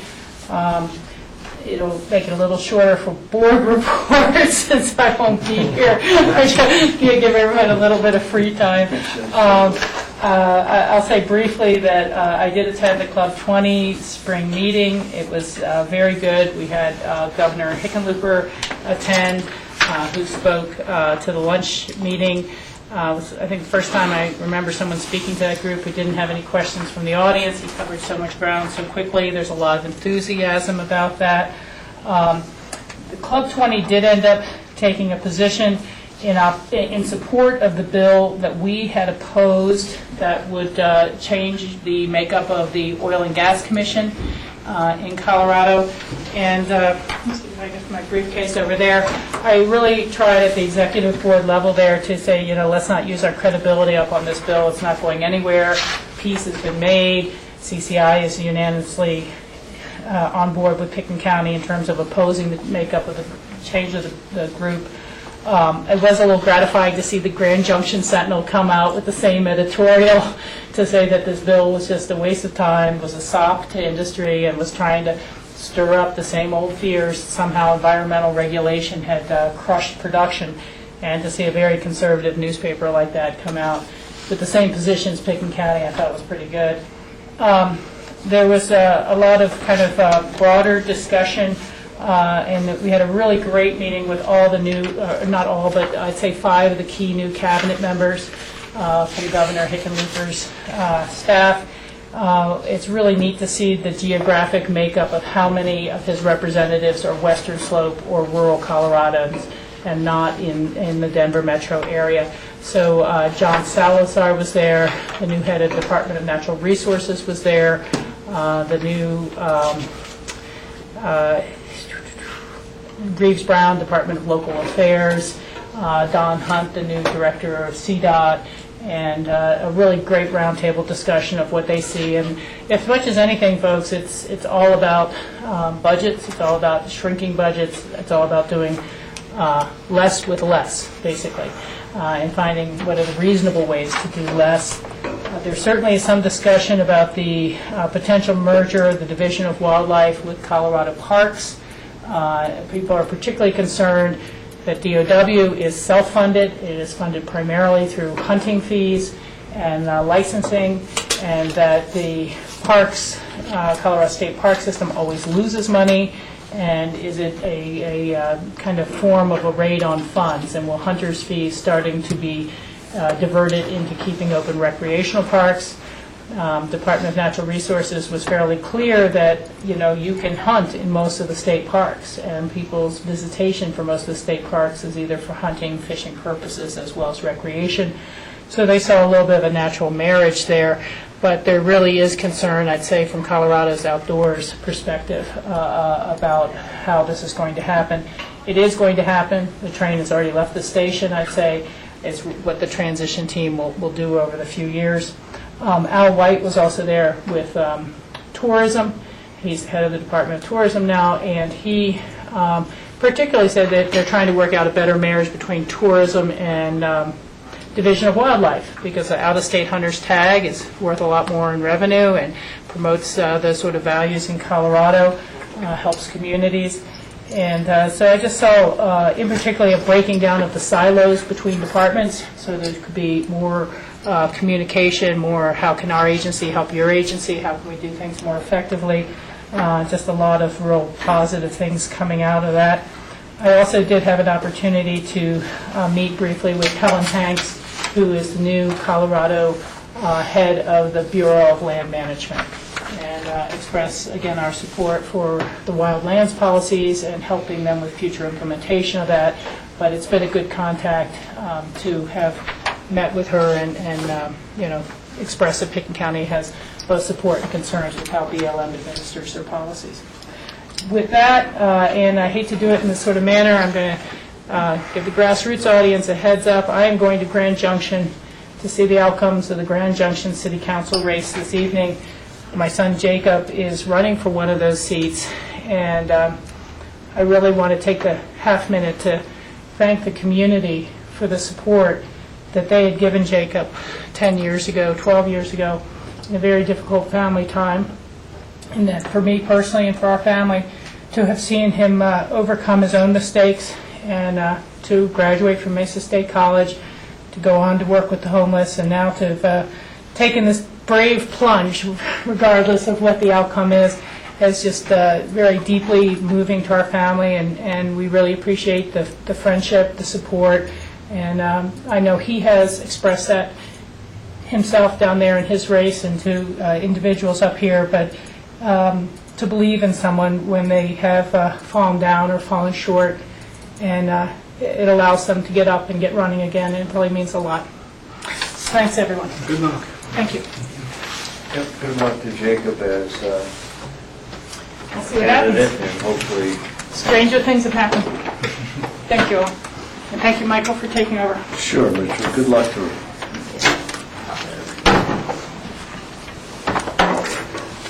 And good luck with the city. I'm sure it'll go well.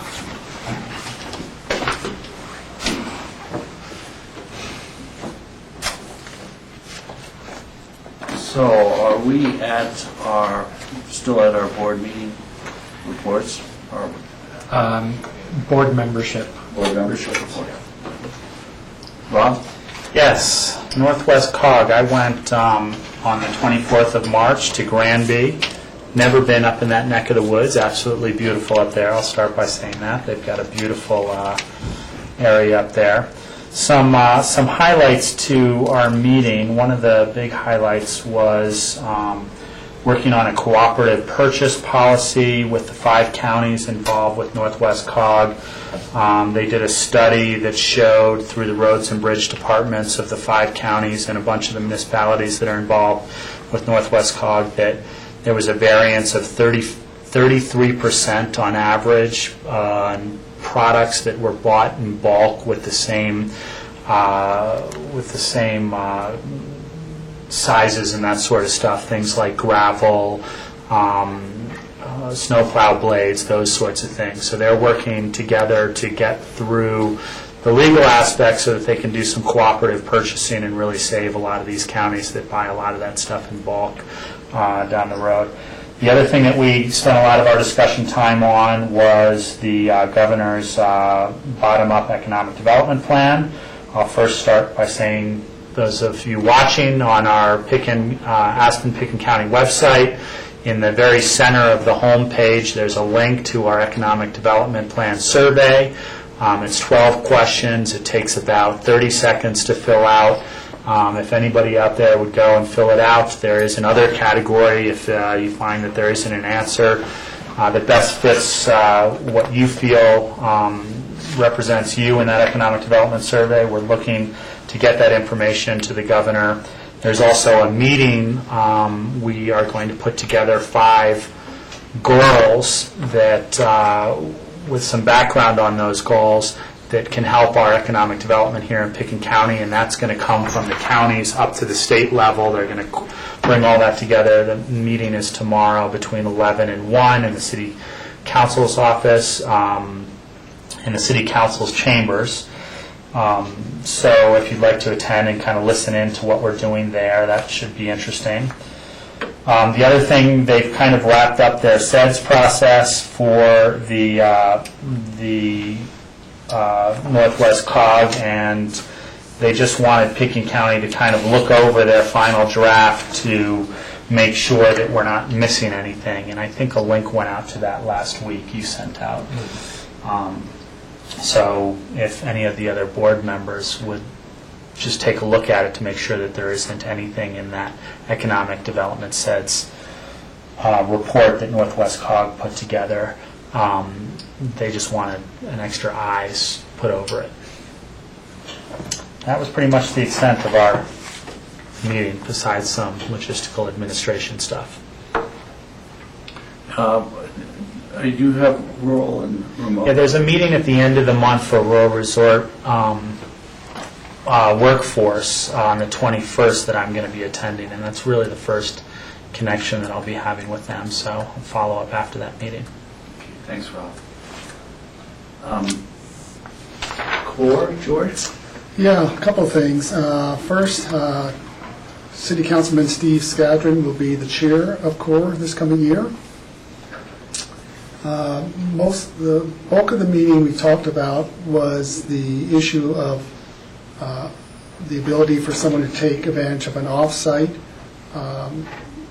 for mitigation rebate purposes. In other words, rather than having to put solar on your own home and get a mitigation or a rebate, the opportunity to do off-site. And the board decided that they thought it would be good to have parity for on-site versus off-site. I had some concerns, which I mentioned, and that's why I thought, again, we needed to have this conversation with core staff and amongst ourselves to discuss this policy further, because core board, of course, is just a recommendation to the BOCC. The other thing is, I talked to Nathan this morning, just as a quick update in terms of how the grant committee process was going that we instituted, or asked them to institute. And the deadline will be for this Friday, so anybody who is interested in participating in the core grant committee process, which goes over all the applicants who are looking for grants for the coming year, they should contact core. And the deadline is this Friday. So far, they've received about 7 to 8 applications. And the process is the staff, core staff, will go through those applicants, make recommendations to a subcommittee of the board of core, and that subcommittee will then interview each of the applicants, and they hope to have that committee in place by May 1st. Yeah, George, this is for 2011 grant cycle. That's correct. Let me ask you a question, George. When you say off-site parity, do you mean that it will be considered the same as on-site? That's correct. That's what the core board had suggested, and we also, I think, received a letter from Holy Cross recently that also supported that recommendation as well. So that, again, is a policy decision that we need to be discussing. So that's something you'd like us to discuss, whether we think core should proceed along those lines. Is that what you're saying? Right. Yeah, exactly. We may have some different ideas in terms of off-site versus on-site and parity and. Okay. Yeah, and the source of funding and where it goes and what does it mean? Is it applicable the same way that we have Valley grants potentially? You know, there's a whole lot there, and I would very much, in preparation of that meeting, make sure that staff articulates a good analysis of all the various components of what we're talking about here, because it's way bigger than simply parity. Right. So, John, you can, when you talk to Nathan about the upcoming meeting with us, he could do some of that analysis. Yep. So will we have Dylan at that meeting? I would think so. Yeah, Dylan should be there. Dylan actually was approved as a new board member. Thank you for reminding me on that. And he didn't attend this past meeting, but he's now a member of the board as well. Great. And clarification, George, has the core board finished totally rewriting bylaws and all of that process that we heard about for a couple of years? I haven't come to a conclusion where that stands. The last couple of meetings I attended, we talked about different updates in the bylaws, and I thought they were all completed. Okay. Well, you might, maybe for next month. And changes because, again, we just added another board seat as recently as last month. Right, but that was minor compared to some of the structural elements that they were really talking about, so. Yeah, so maybe we can have Nathan give us a quick update on that as well. Is that it, George? That's it. Okay, so we move on to QQ, which would be Rachel, unless somebody else has attended the QQ meeting. CCI, which Rachel, I guess, touched on, but you'd have something to add to that, Jay. Yeah, this year has been kind of a different year, and as I mentioned before, and Rachel alluded to, the dynamic is a little bit out of sort. It's become a bit more than a bit partisan, with 15 out of 16 committees taken over and planned, etc., as far as chair and vice chair.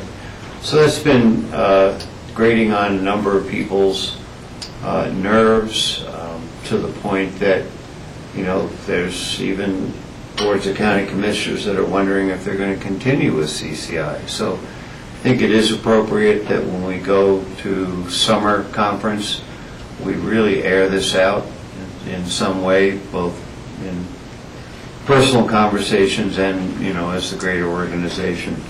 As far as actual bills on the table, it doesn't appear that there's anything significant and earth-shattering. One positive, of course, the ag bill did go through that we supported. I did read an update on that, so that's a plus. The big questions that are going to come forward through the state legislative process is the budget, and we'll hardly have any impact on that. I wish what Rachel had expressed wasn't true about the momentum, about the merger relative to parks, Colorado State Parks and DOW.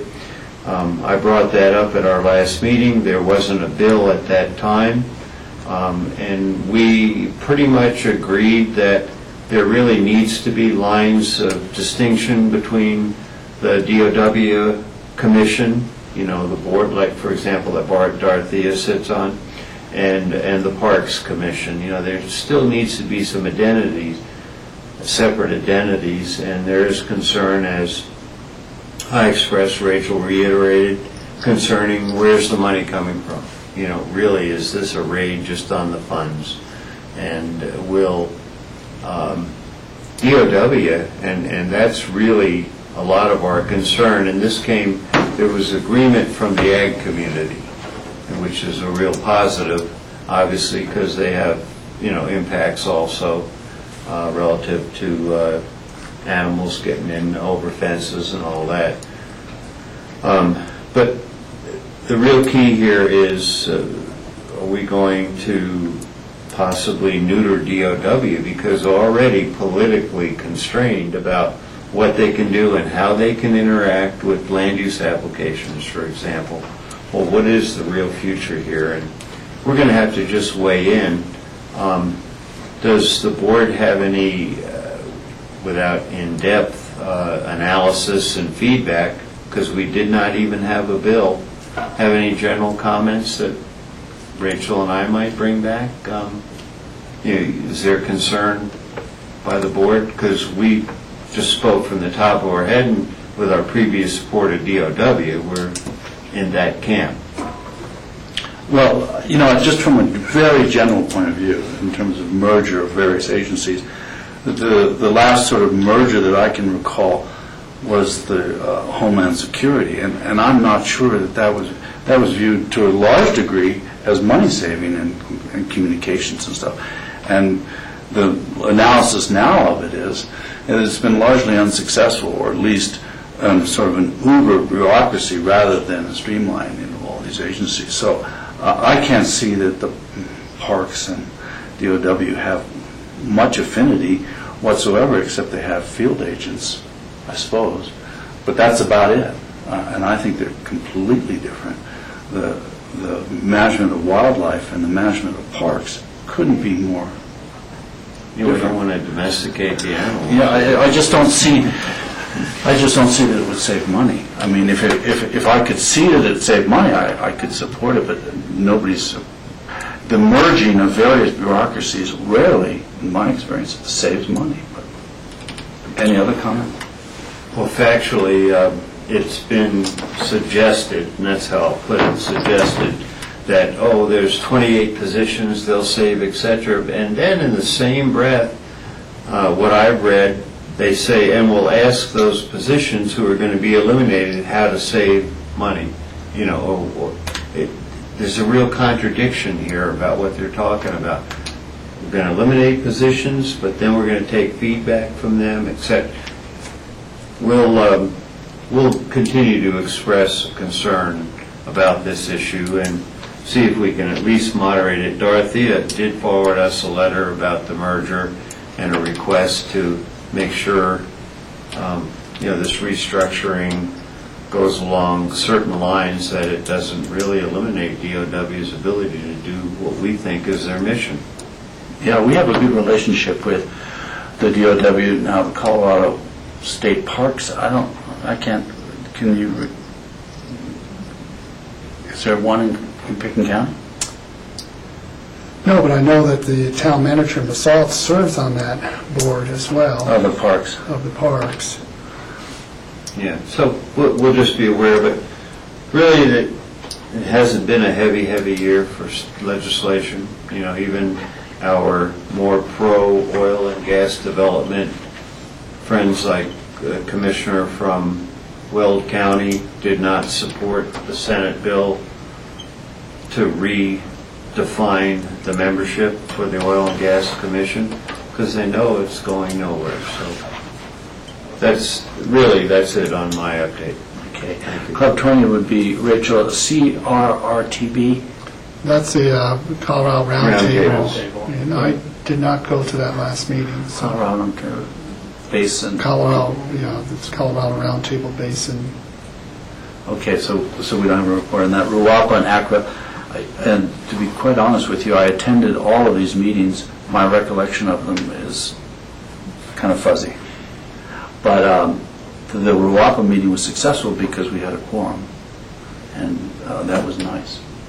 And Ruapa is actually talking about its responsibilities and, like instituting the watershed plan, the aquatic nuisance species program that they have at Rudai. They've really gone beyond what people had originally envisioned for them, but they're doing a terrific job at it. I also had the opportunity to meet Tom Jankowski, the commissioner from Garfield County, and I hadn't met him before he attended. So that was fruitful. And Accra, the reports you hear in the newspaper are accurate to a large degree, and RAFTA is anxiously awaiting their grant. So we just don't know yet. And I'm not sure that I mean, given the debate that's going on in Congress, I just don't know. It seems like everything's the last minute here, so it's frightening. Yeah, question, on Rudai Water and Power, are you knowledgeable as to whether the transfer of assets, it was almost like paper assets when Pitkin, the city, and et cetera, created all this. Has that formal paperwork, everything been finished? I can't tell you. We didn't review any of that, and we worked on it here also. I think because we had to ratify it also, but I can't tell you if that paperwork has gone through. Okay. But we could, I suppose, when we meet our joint meeting, we could ask the city of Aspen whether it's been finalized from their point of view. Yeah. So Good. Thank you. NC. Nordic Council, there was not a meeting last month. Okay. But the Nordic Council, it seems to me, are they happy with the management of open space and trails and the grooming and? They're very happy. Yeah, they're very pleased. The staff that is doing it, the staff is actually hired by the city under Austin Weiss, and they've done a tremendous job all winter long in terms of the upkeep and maintenance of the trails, and they're still setting track as of today up at the high school track. So. Yeah, and I think that Rio Grande track was in great condition for essentially most of the season. So it's deteriorated now, but I think for the people out in Woody Creek, it's been wonderful. Oh, when there was snow, it's been good. Yeah. So is any further open discussion from the BOCC? Michael, I have a request, and it's just to clarify. I'd like to make sure that our clock, I continually kind of have a 2-minute problem, and part of it's me, so I'll admit that. But part of it is when I'm upstairs talking to staff and I look at the clock and come down here and I'm 2 minutes late, do we setting our clocks by any standard? How do we know? Well, And that's a question we wouldn't even maybe have an answer. yeah, Greg, I think especially the battery run clocks from time to time either run at slightly different speeds, and so you get off by a few minutes from upstairs to downstairs. But, and even, I tried to set by atomic time, and that's 2 minutes fast, but who knows about atomic time? And, certainly I should be more diligent and not have to worry about 2 minutes. But I was real disappointed to come down after lunch and still be late. So, here I am who I am. Yeah, I just don't think you can depend on those clocks, Jack. That clock is never, in my experience here, has never been accurate. It's accurate when you set it, but you have to come down here and set it, and then once it's going, it's no longer accurate. Well, that's the one we start the meetings by, so. Well, I think, if you look at your cell phone time, that kind of thing, it'd be much more accurate. Any other BOCC open discussion? So, okay, seeing none, we were scheduled for an executive session. Chris is not going to make it. And so we'll put that executive session off. Are you here for the executive session? No, I was just hoping to get a word in with, is Michael chairing the meeting? Yes. Yes. Here, come on in and talk to Michael. Oh, I just want to let you know that I need to get Lindsay out of this joint meeting as soon as I can this afternoon. So if there's any way we can put that Rio Grande. Flip-flop the Rio Grande to the beginning of it. We have a half-hour discussion to begin with, I think. The Rio Grande was really just a memo. It's a memo, so I think if Lindsay's not there, we can just take questions and say we'll provide an answer. Yeah. If they're... That's a good approach. Okay, well, she can be there till like 5 or so. I need her in Glenwood at about 6:30. Yeah, I'm not sure that we'll get out of it by 5, quite frankly. I mean, then we would get into that, because as I recall, it's at the very end of our packet, and so we're scheduled till 6. Well, that's what we did. It's at 5:30. 5:30? So, if there's questions, if you want to just pull Lindsay, go down to Glenwood, we'll just take any questions that the council might have, and we'll forward them on to you. I can give them an update. Thank you. Thanks, Sal. Sorry to interrupt. Yeah. So, we were going to have an executive session. We're not going to have it. It's going to be at a later date. At our next work session, or? We haven't scheduled it yet. Chris got called in to a hearing apparently this afternoon. We found that out at lunch, and so we haven't sat down with them to reschedule that yet, but we'll get it on a future agenda as time allows. Okay. So the next business is at 4 o'clock at our joint meeting with the City of Aspen. And the opening part of that is essentially just open, and we just need to talk to them about what we'd like to see in terms of our relationships with them and what our goals would be, and it's not structured in any way. So feel free to make comments, and let's see how constructive we can be about building a good relationship for this next year. Yeah, and I would almost view it as an opportunity for you guys to get issues out there that you would like on those future agendas, to talk about, whether it's opportunities to work together or projects, so that Steve and I have some guidance on setting these future agendas with the council.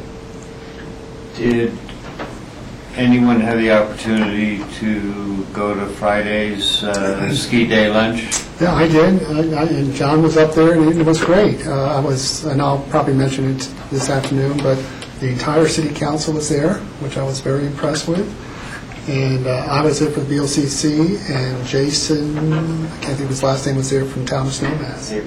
Hayward. So it was fun. It was good. It was good just to sort of be able to ride the lifts with different people and just chat. And we had a nice lunch. Ski company was there, and I thought it was really good. And John had a chance to sit down and got himself couched in between Nick and Ruth, and next to Steve Barwick. So I was on the other end of the table. Yeah, it was a really nice event. I think the City of Aspen deserves kudos. I also learned what a better skier George is than I am in the process, but it was a really nice event, and I think there was some sentiment that we should try and do something else, another activity that can be even more inclusive of all of us. So. Yeah, I have learned over the course of my time that a little bit of social time goes a long way. Not specific issues, but just, yeah, we're all in this together, etc. Yeah, I apologize. I was in Grand Junction at a doctor's appointment with Bruce, so I missed that one. Though I wouldn't have skied, I would have certainly been for lunch. Okay, so we'll all meet at City Hall. We'll all be there a little before 4. Whose clock? And I don't have Jack's. I just mentioned to you too that, we had a half hour on the bottom-up economic development. We really maybe need 10, 15 minutes on that, so if that first discussion goes a little longer, I think that's probably a more